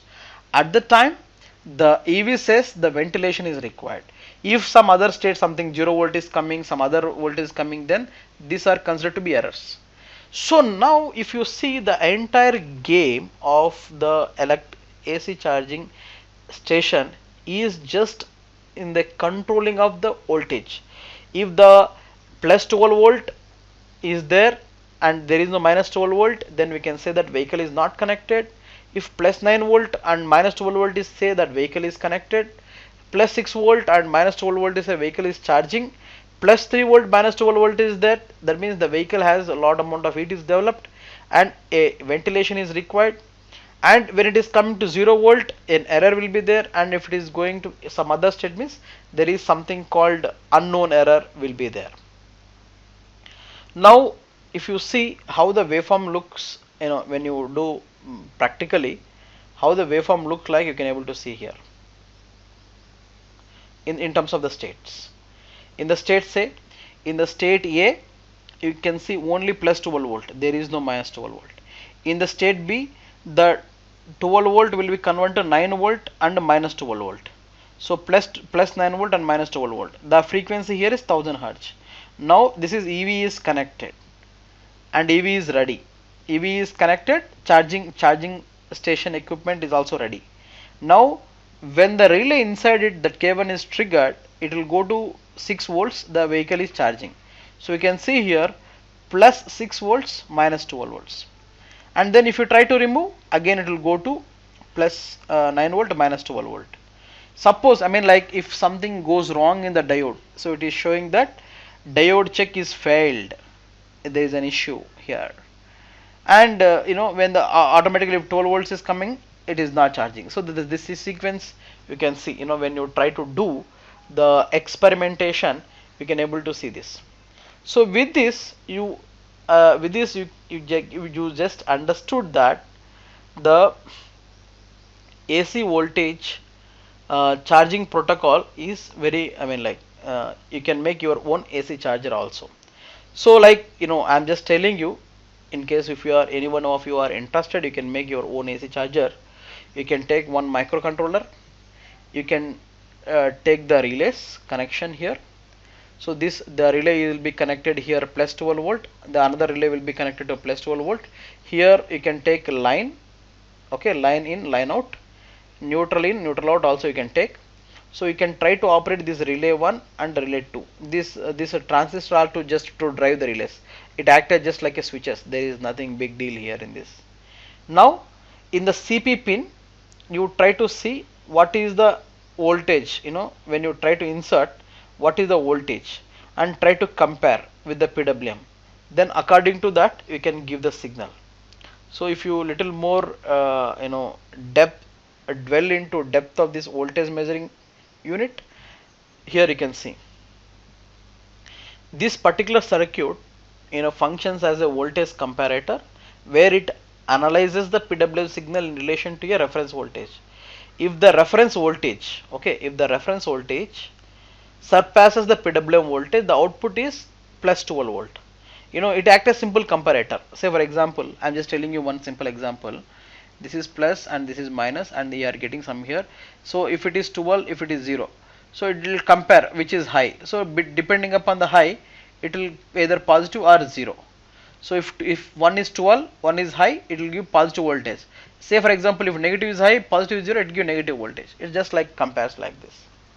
So that's how it is the comparison. So here we are giving 5 volt here, a PWM pulse we are giving here. If the reference voltage surpasses the PWM voltage, the output voltage is set to plus 12 volt. Conversely, if the PWM voltage exceeds the reference voltage, it sets to minus 12 volt. It's just a comparator. Now this PWM generates a plus minus 12 volt signal with a 1 kilohertz, 1000 hertz frequency. So the voltage across the control pilot, that is R9, R10 and the R20, is main important considerations in this. So if you want to understand how this is coming, you can dwell into little more into depth, you can see here there is a 5 volt, there is a 12 volt. When the 12 volt loop is applied, so minus 122 I1 plus 100 I2 is equal to 7. 100 I1 minus 147 I2 is equal to minus 12. If you solve for I1 and I2, I1 will get 0.02 milliampere, I2 will get 0.096 milliampere. Now the voltage across 47K is 0.096 milliampere into 47K. So you will get only 4.5 volts. Now when minus 12 volt is applied, you will get the voltage as 1.39 volts. So depending, I mean, like we are minus 12 volts to we are shifting to 1.39 volt, plus 12 volt we are shifting to 4.5 volts. So that is how you can level shift the minus, because the microcontroller cannot read the minus signal. We can level shift that minus voltage. Now the data from the comparator, it can fed into the microcontroller. The microcontroller reads the voltage across the CP and ground and compare the different voltages. When the CP is coming 6 volts, it will turn on the relays. If it is not in the 6 volts, it will turn off the relays. So we have developed our own charger here. You can able to see, I mean, like, simply I'm just representing what we have developed our own charging hardware setup here. You can see here, this is the hardware setup of AC EV charger. So 220 volt AC we have given here. The 220 volts is converted into plus minus 12 volt DC here. From there we are trying to convert it. So some videos also I can able to show you, and our single phase AC charger. With the help of the simple electronics, we have made a single phase AC charger like this, and the 3-phase AC charger with the meter we have developed like this. So now I can just show some video. Yeah. So I think the video is not getting played, but I'll get it played sometime later. So the AC charging and the DC charging video you can able to see here. Actually, this is AC charging and this is the DC charging. Maybe I can play it separately. It's there in my system. We can play it a little more separately. Actual working function of AC and DC charging. Yeah, with this we can conclude the AC charging system. So maybe we can take a small break of 30 minutes and then we'll start functioning into DC charger. In the meantime, if you have any questions, you please tell me. I'm available. Yeah, hi all, welcome back. So now we are going to discuss about the DC charging system and its protocol. So basically I'll start with this introduction of the DC charging system protocol basically, and illustration of its supply sequence, then followed by SLAC, high level communications, and then what are the potential failures that you can see, and then you can go for the safety concept for the potential failures and additional key points, and then we'll go for the next things. Okay, so let me go the first step by step. So as I was mentioning you, there are state A, state B, state C, state D. There are 4 states that are there. So, and then followed by all those respective stuff. So let me start with the first state. Okay.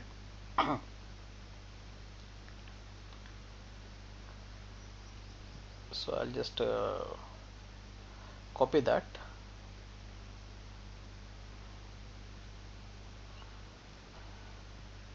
Yeah, you can see this. If you observe carefully here, there are states that are mentioned here, the sequence. So that sequence I am mentioning in terms of the timing sequence. Okay, so as I was mentioned earlier, this is our charging station. This is our charging station, and this is our electric vehicle. So in this scenario, First, the charging station and the vehicle are connected. This state is called mated. So when these two are isolated, that is called unmated. This is called mated. So in this system, we should understand the step-by-step sequence. So here I am just representing in terms of the lines. So now when you start connected together, the proximity pilot and the protection earth are protection earth connected. Proximity pilot is connected with the help of some resistance. So that means it is the lock is there, and that will try to monitor here whether the lock happened properly or not. And this green state indicate these are ready for charging. And when the CP, that is control pilot, and this control pilot are connected together, it shows that okay, these two are operational but not yet ready for charging. That means what? This low level communication, what is happening here, as I was telling you, when the gun of the electric vehicle, when the gun of the charger is getting in connected with the electric vehicle gun, at that time that plus 12 volt will go down to plus 9 volt state. Still it is plus 9 volt state with a 1000 hertz or 1 kilohertz frequency of PWM. That means the low level, still the low level communication is happening. At this time the battery is energized and the relay is still open, and the communication between the HV system and communication still not happened because it is not yet done. So the CP now it enters into the immediately mating state, and then the system is ready for charging. Once the system is ready for charging, we will go into this next state, that initialization.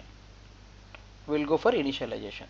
So what is initialization is you can see here the PWM that we are giving. What is PWM? Pulse width modulation.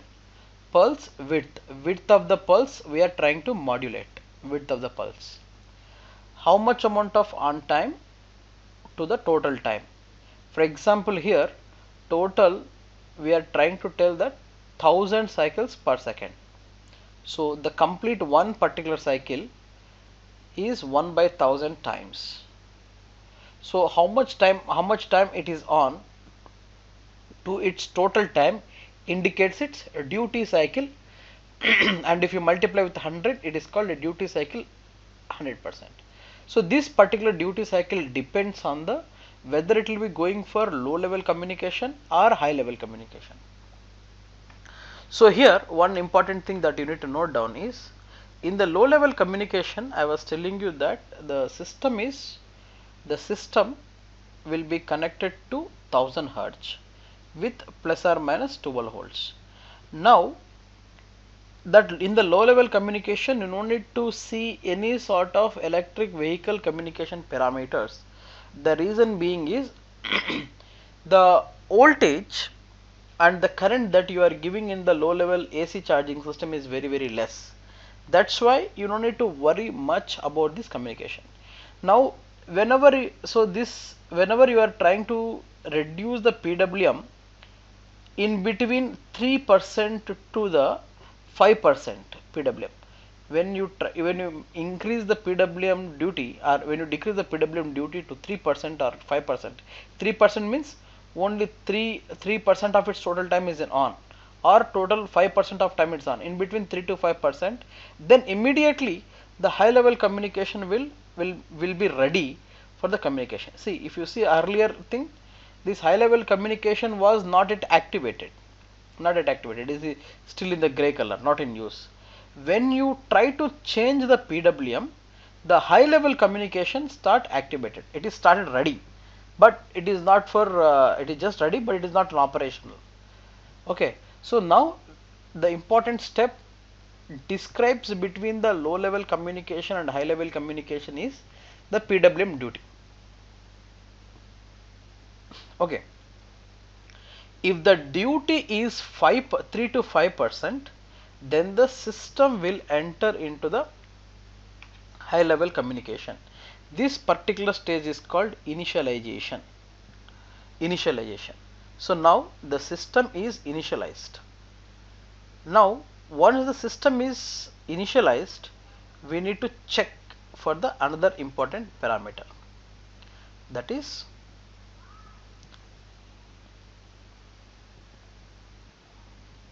here you can see, because as a safety the important thing is the cable check has to be there. If the cable check is not there, then the system is said to be failed system or unsafe system. So now here the PWM duty cycle we are in the range of 3 to 5%, and then we are starting the communication. So when you start communication, the the vehicle when the low level communication is surpassed, that saying that it is diode is okay, and the charging should start, and then it will go into high level communication. The vehicle side communication will make it okay. When the vehicle side communication make it okay, it will check for whether the cable is properly there or not. This particular test is called the isolation check. So this is called the cable check or isolation check.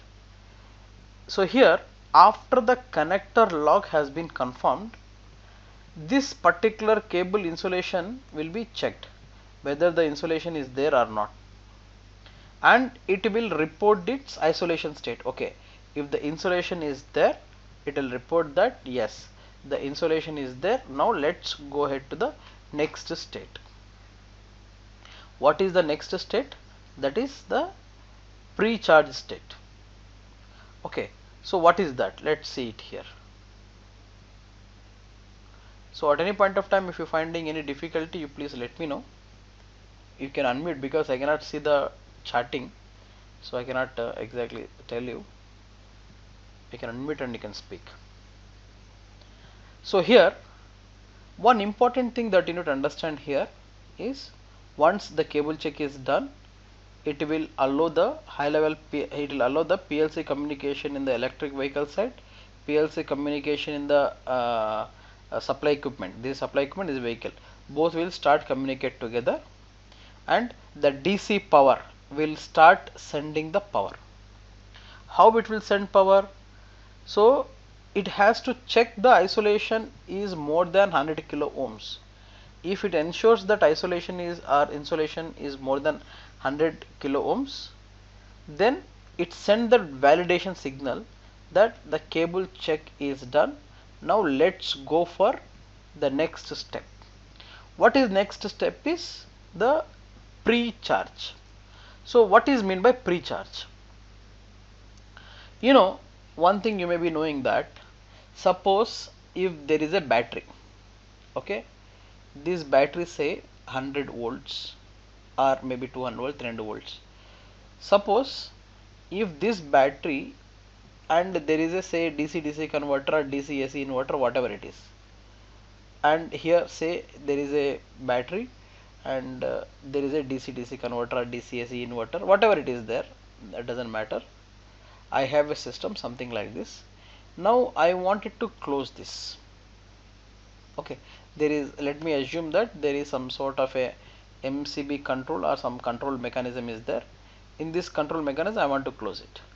Now if I close this particular switch immediately, both at a time, what will happen? The DC power the DC power source, that is a battery, is directly come across the capacitor. If it directly come across the capacitor, you already know that due to the effect of the capacitor, initially what happens, there will be lot of electrons that will be there, it will try to immediately repel here due to electrostatic force of attraction. So huge amount of current flows. When huge amount of current flows, the voltage will drastically low. Since it is coming into parallel, the battery also forced to maintain the same voltage.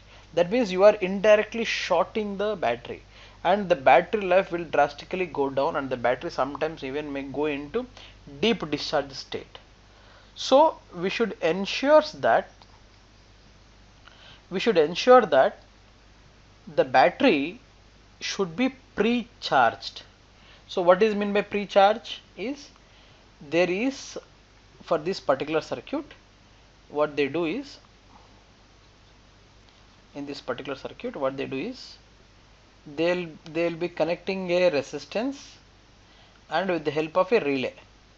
Initially they will send the current through the resistor, and the set amount of current is also 2 amperes, not more than the 2 ampere or less than 2 amperes. So first of all, EV send that pre-charge request which contains the DC current of less than 2 amperes, and it will request the DC voltage. So when it reaches to 2 ampere, and it tries to see how much amount of voltage that is there. When the capacitor try to maintain the same voltage as battery, then they will close this relay. So this type of condition is called the pre-charge condition. This will come at the time instant 5 of this DC charging system. Here it will come at the time instant of 5 of the DC charging system. Okay, so then it will see that, okay, fine, the 2 amperes current is sent and it is charged. You may ask me that, sir, in case if the pre-charge is not happening, what is going to happen? If the pre-charge will not happen, immediately what happens is the fuse that is connected in series with the battery will blown away, because there will be a huge amount of inrush current because the capacitor will handle, that will blow away because of its. Okay, so once it sends that, yeah,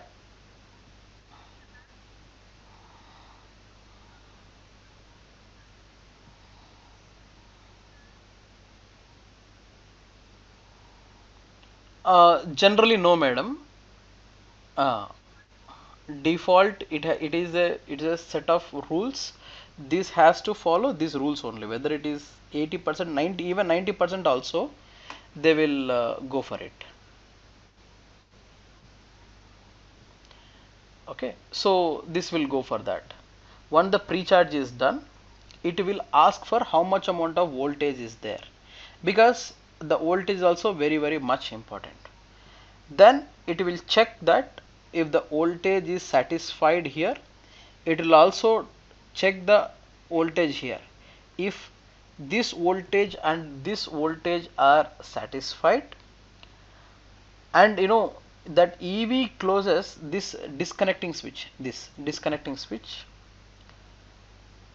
after seeing the DC voltage and the battery voltage less than 20 volt. In the sense, like, suppose your battery voltage is 380 volts and your pre-charge voltage is say 450 volt. This particular device will not close. This will be still open only. So to close it, you should maintain your DC power charging to be 400 or maybe 390 or maybe 381, 382 R. So that means the difference between the battery voltage and your DC power unit voltage should be in the range of less than 20 volt difference. Otherwise, the disconnecting switch which is there in the HV, high voltage battery system, will be disconnected. So once the pre-charge is done, disconnected switch is closed, the DC supply gives feedback that it is ready for charging, to transfer the power from charger to the HV battery. Once this is ready, then it will start charging. So that is how the complete system process takes place. So now at the final stage, how it look like? This will be looking like something like this. You can see this is how it looks like. So now it is completely, these are the 9 stages. If you would have observed, we would have gone from T1 to T2, T0, T1, T2, T3 up to like this. So initially this PPPE will be closed, then it will check for the lock, and then it will lock monitor, then it will start with the low level communication, then it will reduce the PWM to 5%, it will go to high level communication. Once the high level communication is there, then it will check for the isolation, it check for the pre-charge, it check for the voltage here, it will check for the voltage here, and then it will try to close the switch. Then the charging completes. This is something called, the EV. Now here what happens, this electric vehicle will send the messages by requesting the voltage and current corresponding to the supply voltage and current. This will send the information, this will send the information here. So both, it will try to monitor the lock, it will try to monitor the isolation, it will try to monitor the voltage, current and temperature. So this is temperature. So if all parameters are within this particular sequence, then only the system will be in charging state. Otherwise the system will go into power down stage. Immediately what happens, the disconnecting switch, this, if any issue is happening, the disconnecting switch happens. Immediately they'll put again the resistor into picture, because a very high voltage will be there, that high voltage will come across. So a resistance will ensure that a resistance will be connected, and they'll reduce the current to less than 1 ampere, and then they will disconnect the switch. So that is how they will try to make the system from the high power to low power, and then they will take, when the gun is taken out, then the system is called unmated. So these are the particular steps that they will take into consideration. This is the whole DC charging schematics. Now in this, if we go a little more in depth into it, we talk about this 5% PWM. So let's talk about that little more in detail, that is illustration of pulse width modulation. Now what is happening, this PWM,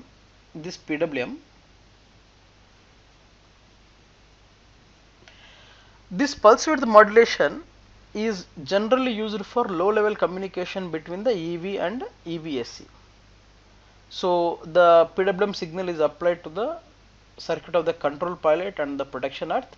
Now this is as per the standard of 61851-1. So generally if the pulse width is reduced, as per this standard, it is 3 to 7%. I told it is 3 to 5%. In some books they have written, but if I refer the standard, they have written as 3 to 7%. If the duty cycle is reduced to 3 to 7%, then it indicates that it requires digital communication. So when the system requires digital communication means whenever it is handling very high amount of power, it requires digital communication. So if it is less than 3% duty cycle is coming, or some invalid duty cycles coming, means charging is not possible. So this particular duty cycle differentiates the AC charging versus the DC charging. Sometimes if the duty cycle is more than 8% or higher, it is not in compliant with the CCS. So as per standard, it is not possible at all. Now what is the limits of the PWM in the low level communication? Let us observe. For example, the PWM that we are giving is of plus minus 12 volt and of 1000 Hz. Okay, this is the PWM that we are giving. Now depending on the type of this, depending on the value of the duty, we can set the current value of our onboard charger. Okay, so here this duty can be changed from 7% or 8%, say 7% to 96% duty you can change. In the low level communication, how this will affect, you can see. If the duty is 30%, you can take current of 18 amperes. If the duty is 60%, it can take current of 36 amperes. And if the duty is 3 to 7%, it will go into digital communication mode. That means it is going for the DC system. Okay, so that we have already discussed, like how the DC and the AC systems that are there, low level and high level communication, that is been there. Now the another important thing is, so now we have made that system to be operated of different PWM If you are operating at 30% PWM, you can able to throw 18 ampere current. If you are operating at 60% PWM, you can able to throw 36 ampere current. Like that, up to 96, you can able to calculate how much amount of current that is there. This is all for low level communication. When you bring the PWM to be 3 to 7%, that means you are going for DC charging, where the current will be dictated by the charging system. Now we have to come into the sequence of once we finalized this particular communication unit, we need to send the information between vehicle and to the charger. So that particular communication is called PLC communication. So this particular sequence is called PLC, power line communication. So what is this? You can able to see here. Okay, there are certain, so these are all available in the standard documents. So I'll at the end of this lecture, I'll show you what are the standard documents from where you can get those.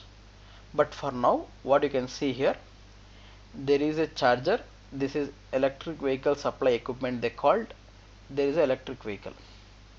So there is something called SLAC, signal level attenuation.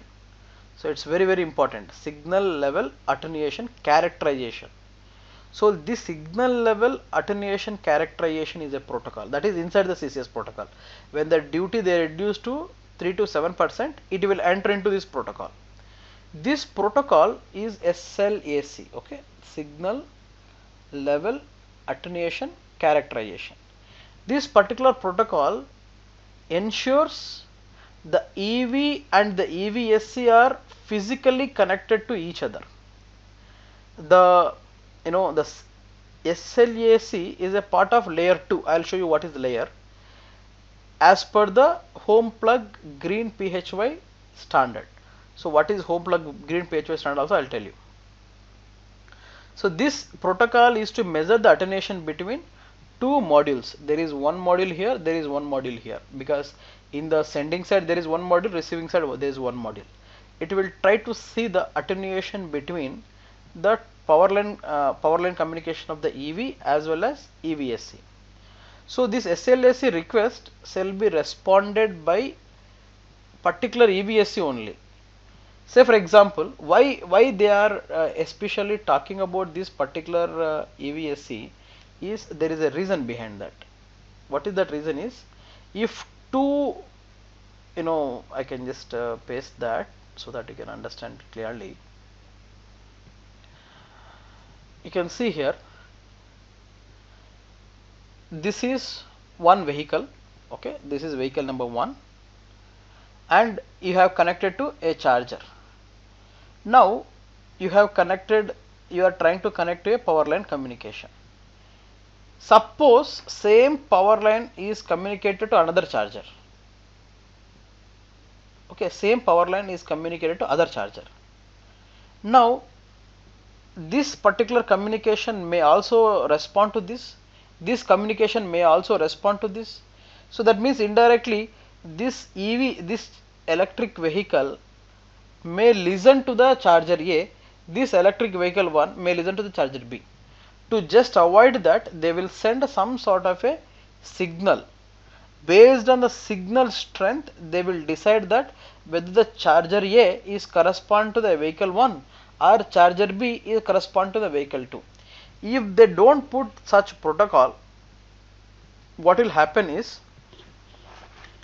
the different, since it is a power line communication, the data is sending over the power lines, the other chargers may respond to the different vehicles. This is one biggest safety issue. That's why this communication is a must and should communication.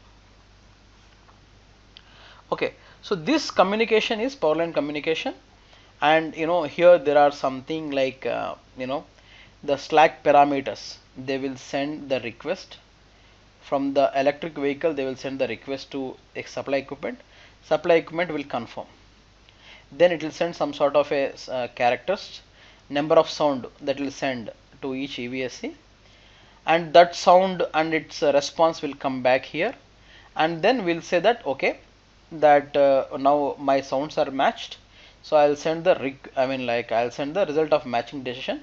If the decision is correct, then the EV of the MAC address and EVSC of the MAC address will try to communicate with their address, saying that yes, yourself and myself are now both are connected together. How these are happening? This will happen over the communication, as I told you. What is that communication? So that high level communication is based on the OSI model. Okay, what is OSI? OSI means system open system interconnection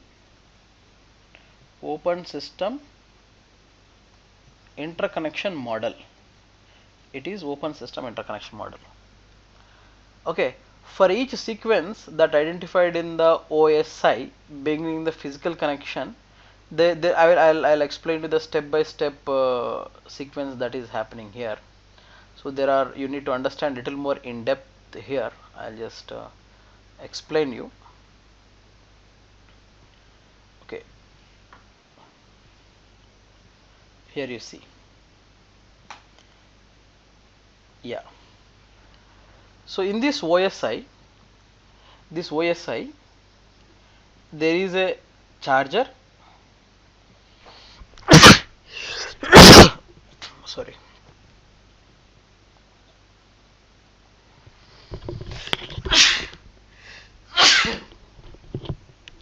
I'm sorry.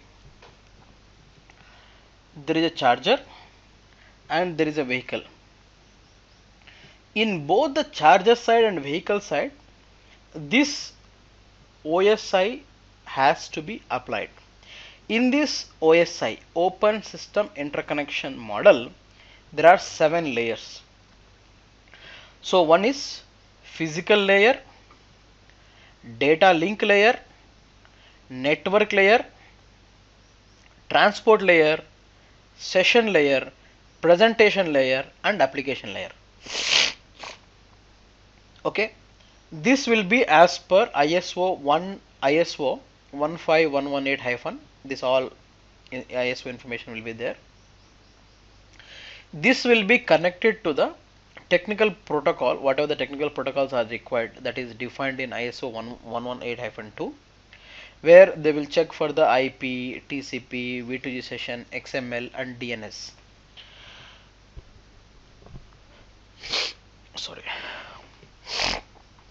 So when this gun is connected to this, it will send the request. So the vehicle will send the request to the charger.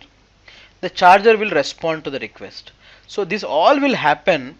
This particular communication is called vehicle to grid communication. So vehicle to grid or grid to vehicle, both are same. Please don't get confused. So that means what? The communication that is happening between the vehicle and the communication that is happening between the grid.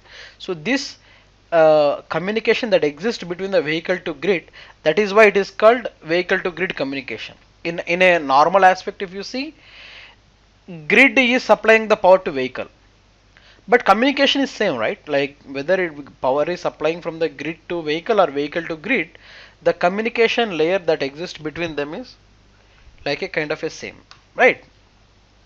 So this is a particular important thing. That particular is this data link, whatever it is happening, is performed via the communication technology based on the standard that is called home plug green PHY. This is a standard, okay? Home plug green PHY standard. So it is mentioned in IEEE as per IEEE 1901 standard. Okay, so first one is the cable wire. In this one, the data. So that the next one, that is the data is transferring that exists between them. So in between, you should understand something called CP means control pilot, DC means direct current. There is something called DHCP means dynamic host control protocol. There is something called DNS, that is domain name service. There is something called EXI or XML, efficient XML interchange. There is something called ICMP. Okay, this ICMP is Internet Control Message Protocol, IP is Internet Protocol, ND is Neighboring Discovery, and OSI is Open System Interconnection Layer Model. P is Protective Earth, PHY means physical layer. So PHY means physical layer, okay, green PHY. PLC means power line communication. PWM already, pulse width modulation. SDP means SCCC Discovery Protocol. SLAC already, signal level attenuation characterization. TCP means like transmission control protocol. TLS means transport layer security. UDP means user datagram protocol. V2G means vehicle to grid. XML means extensible markup language. So these are the some different things that you need to come into picture. Now let's start the communication in a step by step. So once we made the PWM to be 5%, then the communication go into high level communication. Once the high level communication is going, then there are 7 layers that exist between them. That 7 layers are the controllers basically. Charger side there is one controller, and the electric vehicle side there is one controller. So now the communication happening between the charger and the electric vehicle via these seven layers. The first layer is the physical layer. So what is the physical layer? That the PE and the control pilot are connected together. The 5% status is there, and these two are compatible with this home plug green PHY modems, physical modems. Okay, so now these PLC modules will establish one certain frequency in the band of 1 or 8 or up to 30 megahertz band of frequency. They will start exchanging the information between them. So once the precondition is, this is the precondition, right? The precondition is both are connected, the PWM is 5% and both side modems. Now once these two are successful, then it will go into the next layer. So what is the next layer here? Next layer is data link layer. So what is the data link layer? You can see here. So here the first node is, okay, first of all we establishes the first layer connection is done. Once the connection is done, what we need to do is we need to configure the PLC nodes. That means what we need to do, that this particular layer guarantees a error free data transfer from one node to other node via the physical layer. So on what basis they are doing? They are doing as per ISO or IEC 15118-3. As per this particular standard, or you can also refer ISO or IEC 15118-2. Also you can refer. In this they have mentioned this.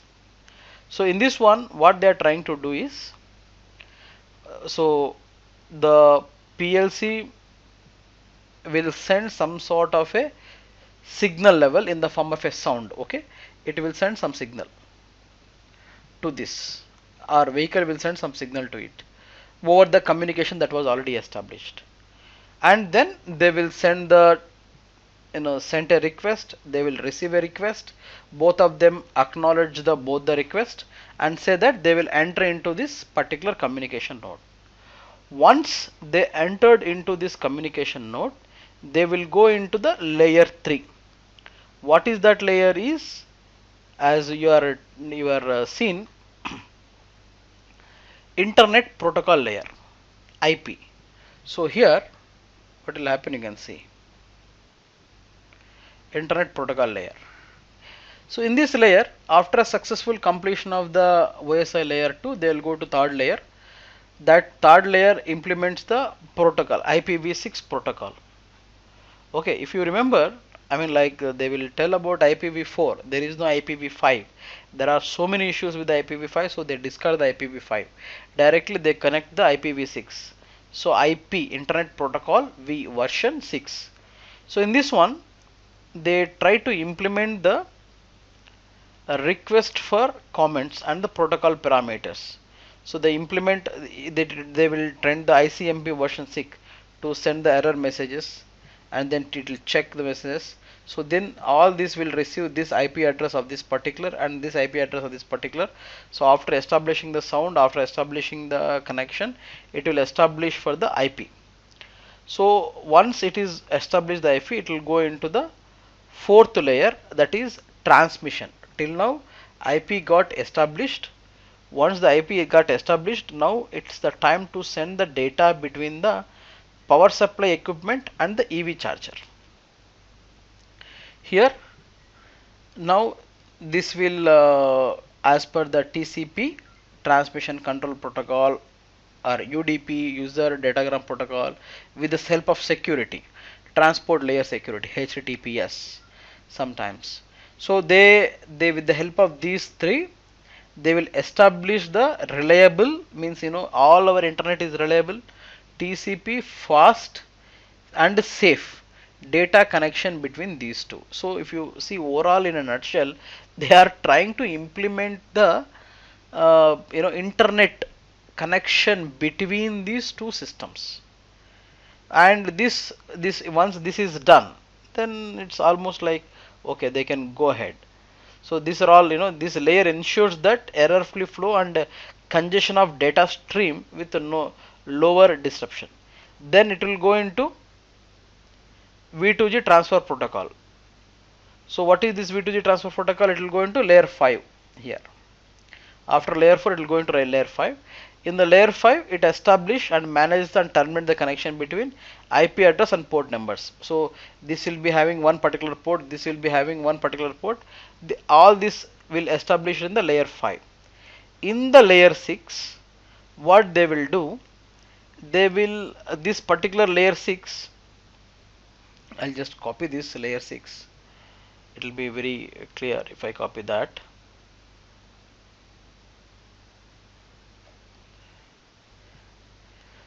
So after successful completion of the layer 5, so what is going to happen is the layer 6 will come into picture.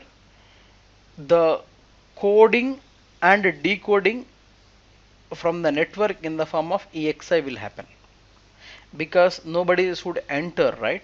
If somebody enter, they can disrupt the information. So they will encode and decode. So it contains the session ID, notification, signature and the message body. So all this information will be exchanged in the OSI layer 6. In the OSI layer 7, okay, it is successfully established the 6th layer, then it will start establish the charging process. So representing the client server based message and the required communication protocol. So that is how the complete system interface will happen in this DC. So now if I see everything in a nutshell, okay, if I see everything in a nutshell, you can observe here first. So first it will go with physical layer. Once the physical layer is going, it will go into data link. When data link is going, it will go to network, transport, session, presentation, application. Once they reach here, then the exchange will happen. So all this information is going on decoding. Now when the vehicle is going, all this information will go on encoding. I'll just show you how this decode and encode will happen. So then at each and every stage, this much security is there. So it is very hard anyone come from outside to penetrate into it and then tell that okay, there is some issue. So this the physical, the session 1, this data, network, transport, session, and then the 6th layer, this and then the application, presentation and application. This all will be decoded and then it all will be encoded. So the information whatever happening, the request from the EV is going here, the responses will go here. So this all the stages, this much security is there. So it is really hard to break this at the security. So they have made in such a way that it requires both the security as well as the connections. Okay, but there is one more important thing. How, I mean, like, you cannot just go on doing this for any amount of time that you want. In ISO, okay, in ISO, they have clearly mentioned, I mean, 15118 standard, for each and everything, there should be certain time instances. Like what? The messages between the power supply and the vehicle will be with a particular time interval. If it crosses that particular time interval, the charging will not start. So the messages has to be transferred within this particular time interval. First, what is that? So first of all, whether it is supported or not, 2 seconds to check. Session, it will take 2 seconds. Service discovery, it will take 2 seconds. Payment, 2 seconds. Payment details, charge parameter discovery, charging status, metering, power delivery, cable check, 25 seconds, pre-charge, current demand, if any welding issues, session stop, certificate to install, certificate to update, or so this and in when EVCC also the same thing will happen. So these timeouts are defined in again ISO 15118 part 2 and part 3. This is just an illustration how timeouts are specified.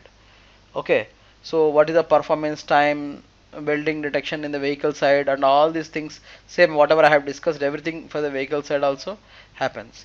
So from the charger side and vehicle side, both has to comply to this time, then only the charging will start. If something is wrong, then it will not start.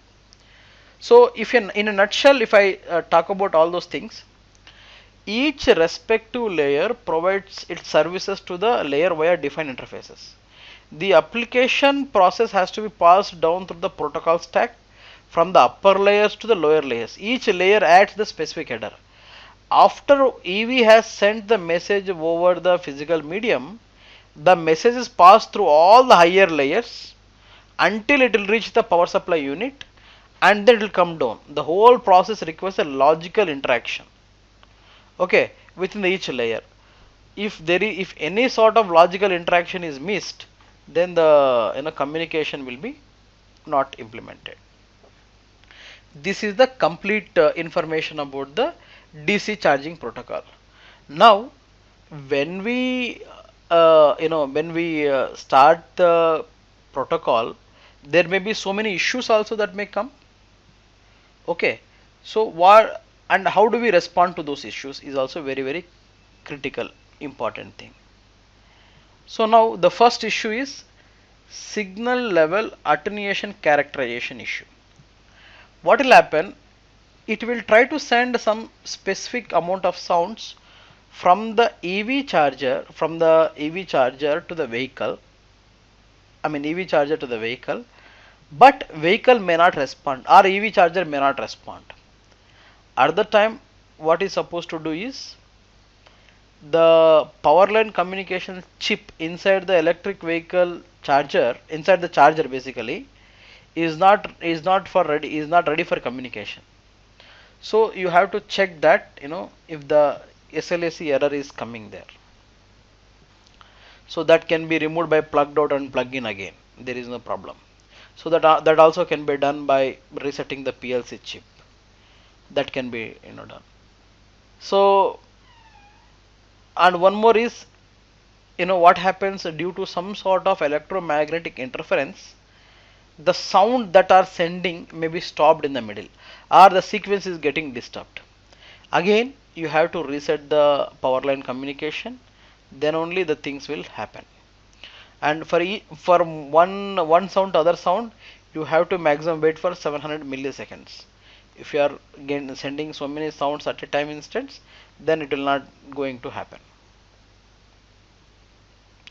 Okay, so now another important issue that you can see is that EV interrupts after exchange of several current demands.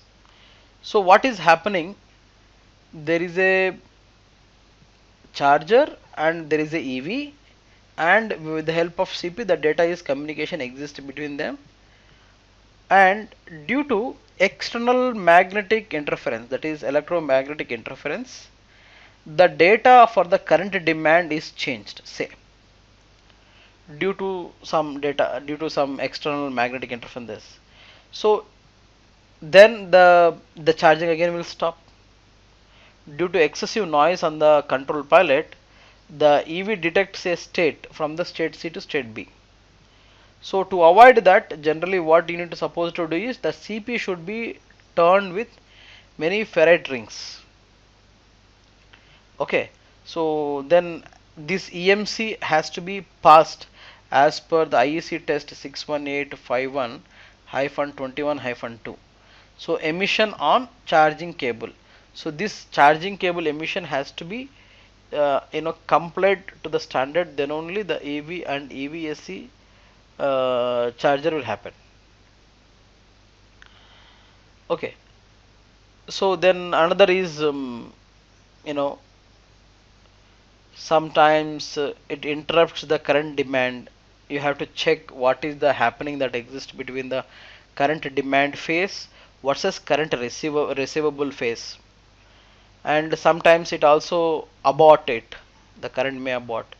And another safety control aspects also you have to consider, that there are so many safety aspects that has to be considered. Okay, so safety aspects. So till now what we have seen? We have seen the DC protocol followed by what are the troubles that may get. Now what are we going to see is under certain conditions what are the things that we need to go into safety. So the first thing,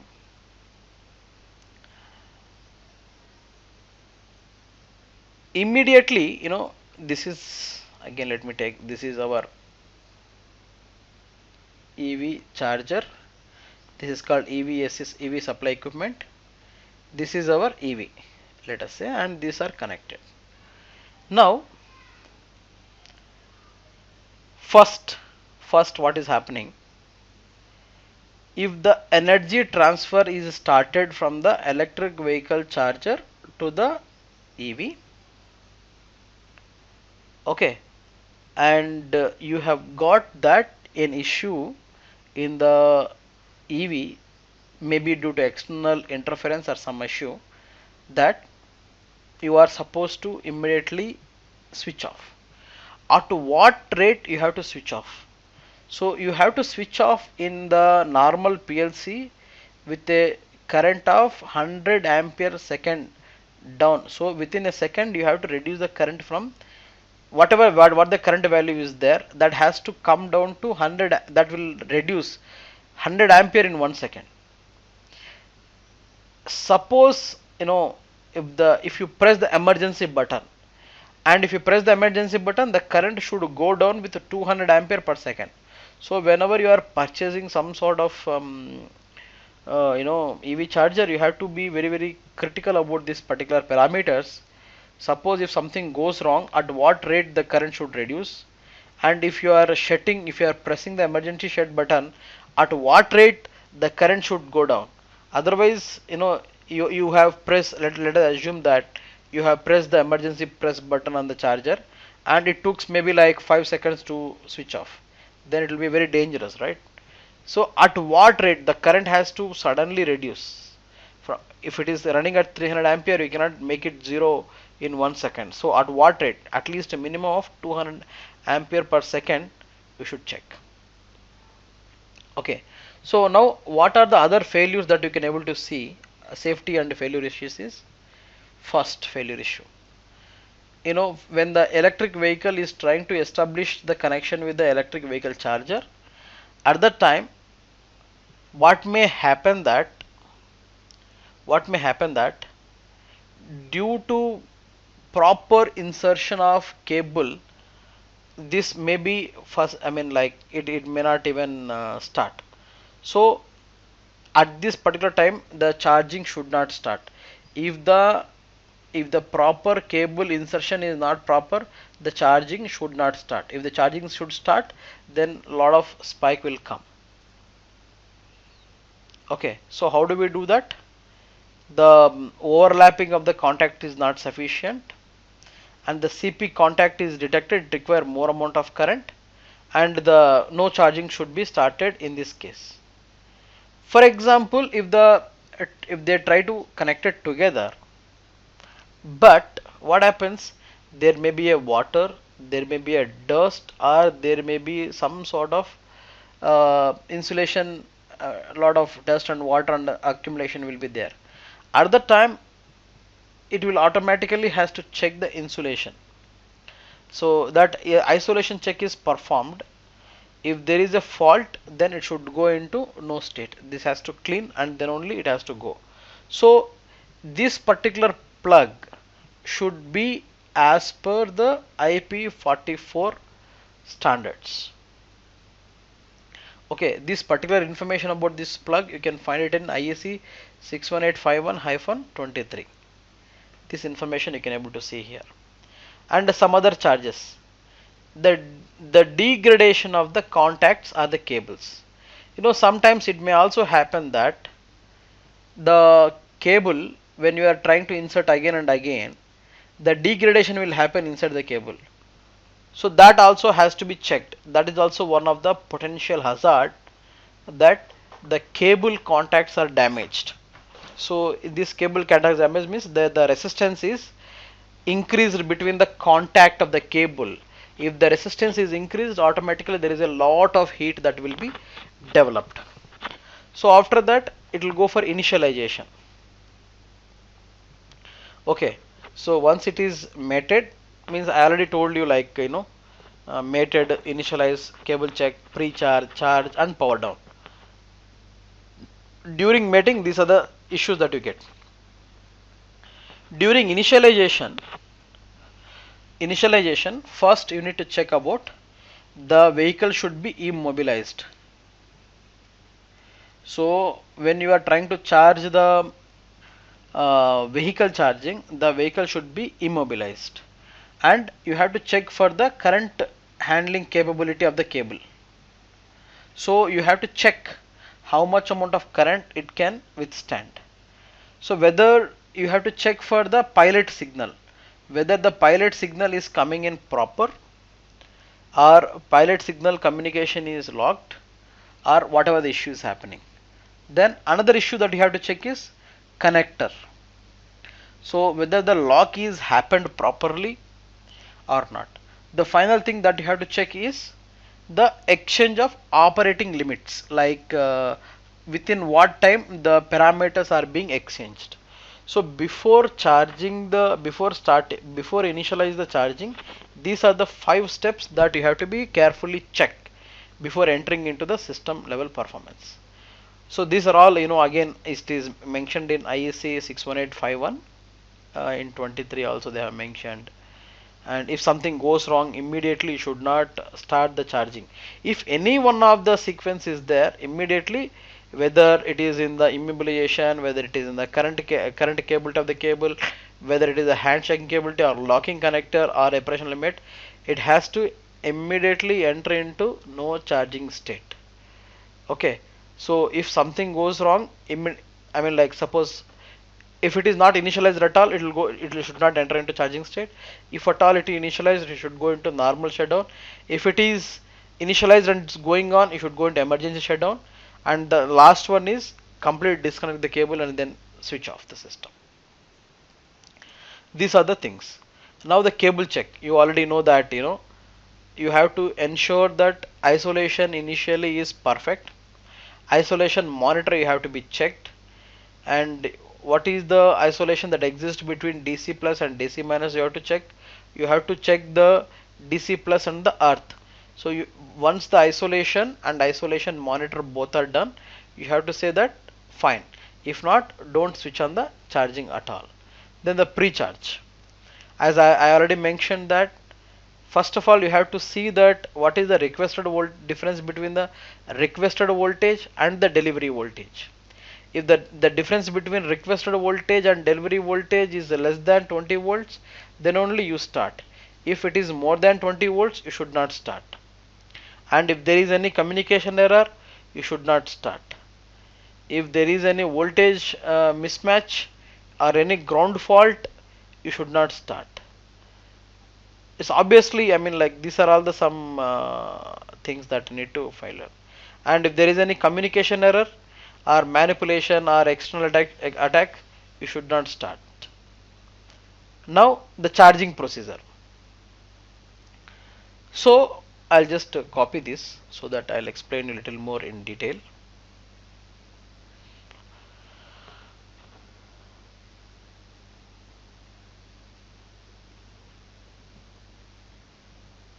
Yeah, you can see.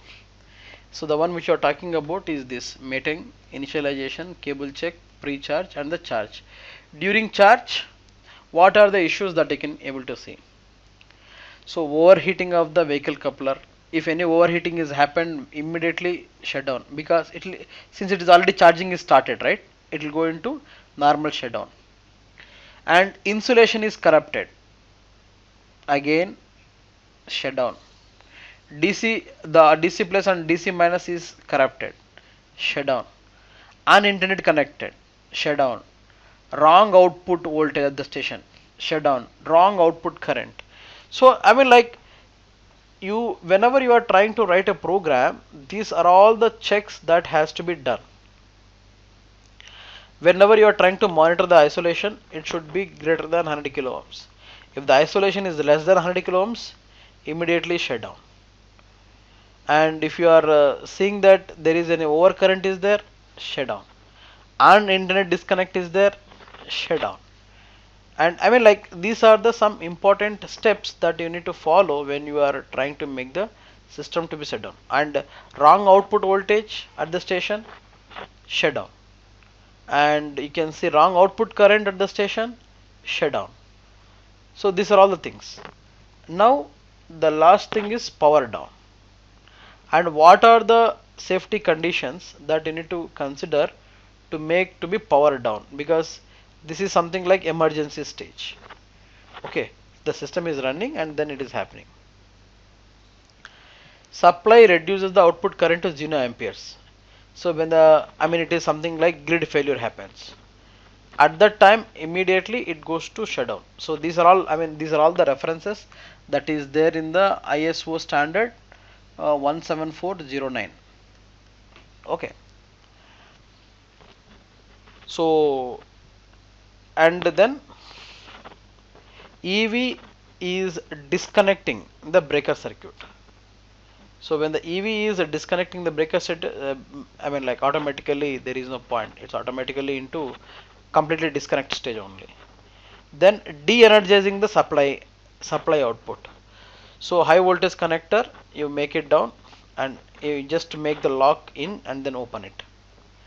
And then unlocking the connector, you just check. You cannot check, you cannot unlock without directly like that. You have to ensure is the power is off, then only you have to unlock. Unplug the connector, same similar thing to the unlock. So these are all the things that you need to, you know, ensure when you are trying to go for charging, discharging. And the relevant standards are there, some standards. In a nutshell, I'll tell you what are those standards.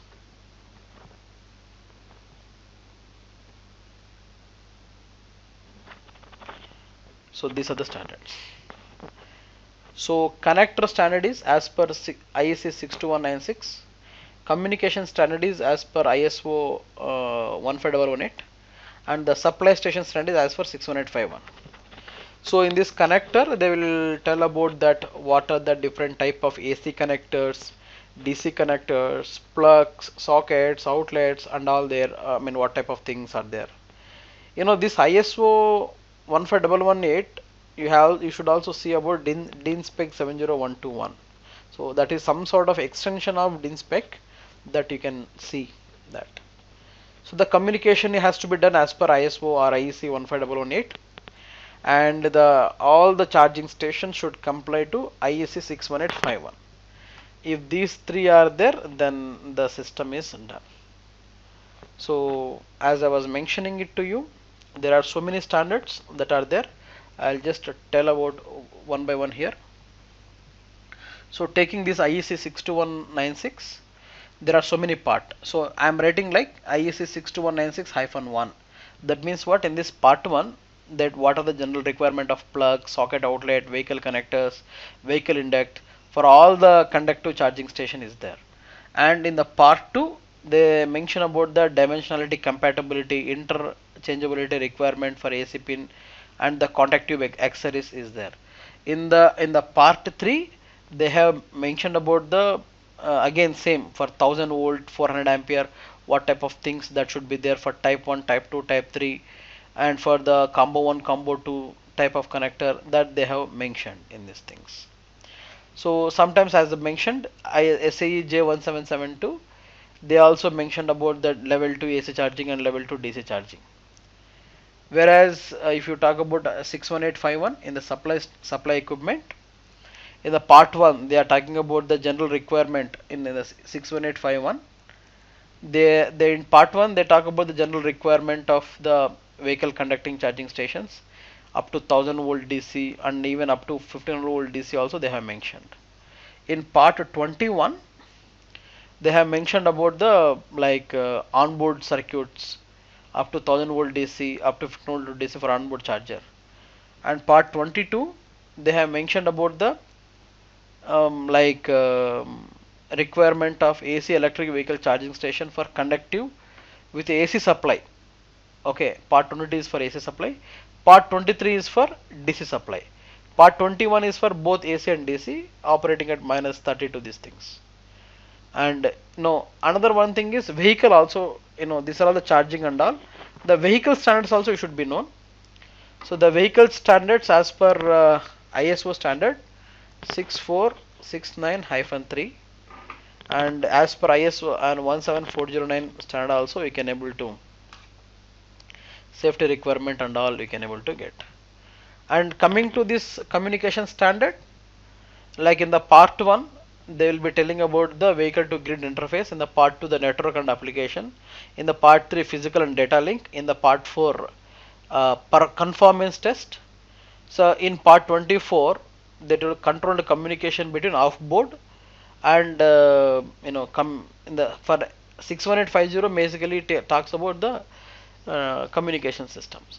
The DINSPEC 170121. So this is a lower version of it, is a DIN 70121. In these standards, basically the digital communication between a AC EV charging station and the electric vehicle charge in the CCS they have mentioned about it. And there are some general standards like what kind of electromagnetic compatibility, safety, noise, degree of safety enclosures, all those things they have given in this particular another standards like IEC 61000 standards, they are there. So yeah, so these are the main complete system analysis about it. So if you have any questions, so I'm just now open to further questions.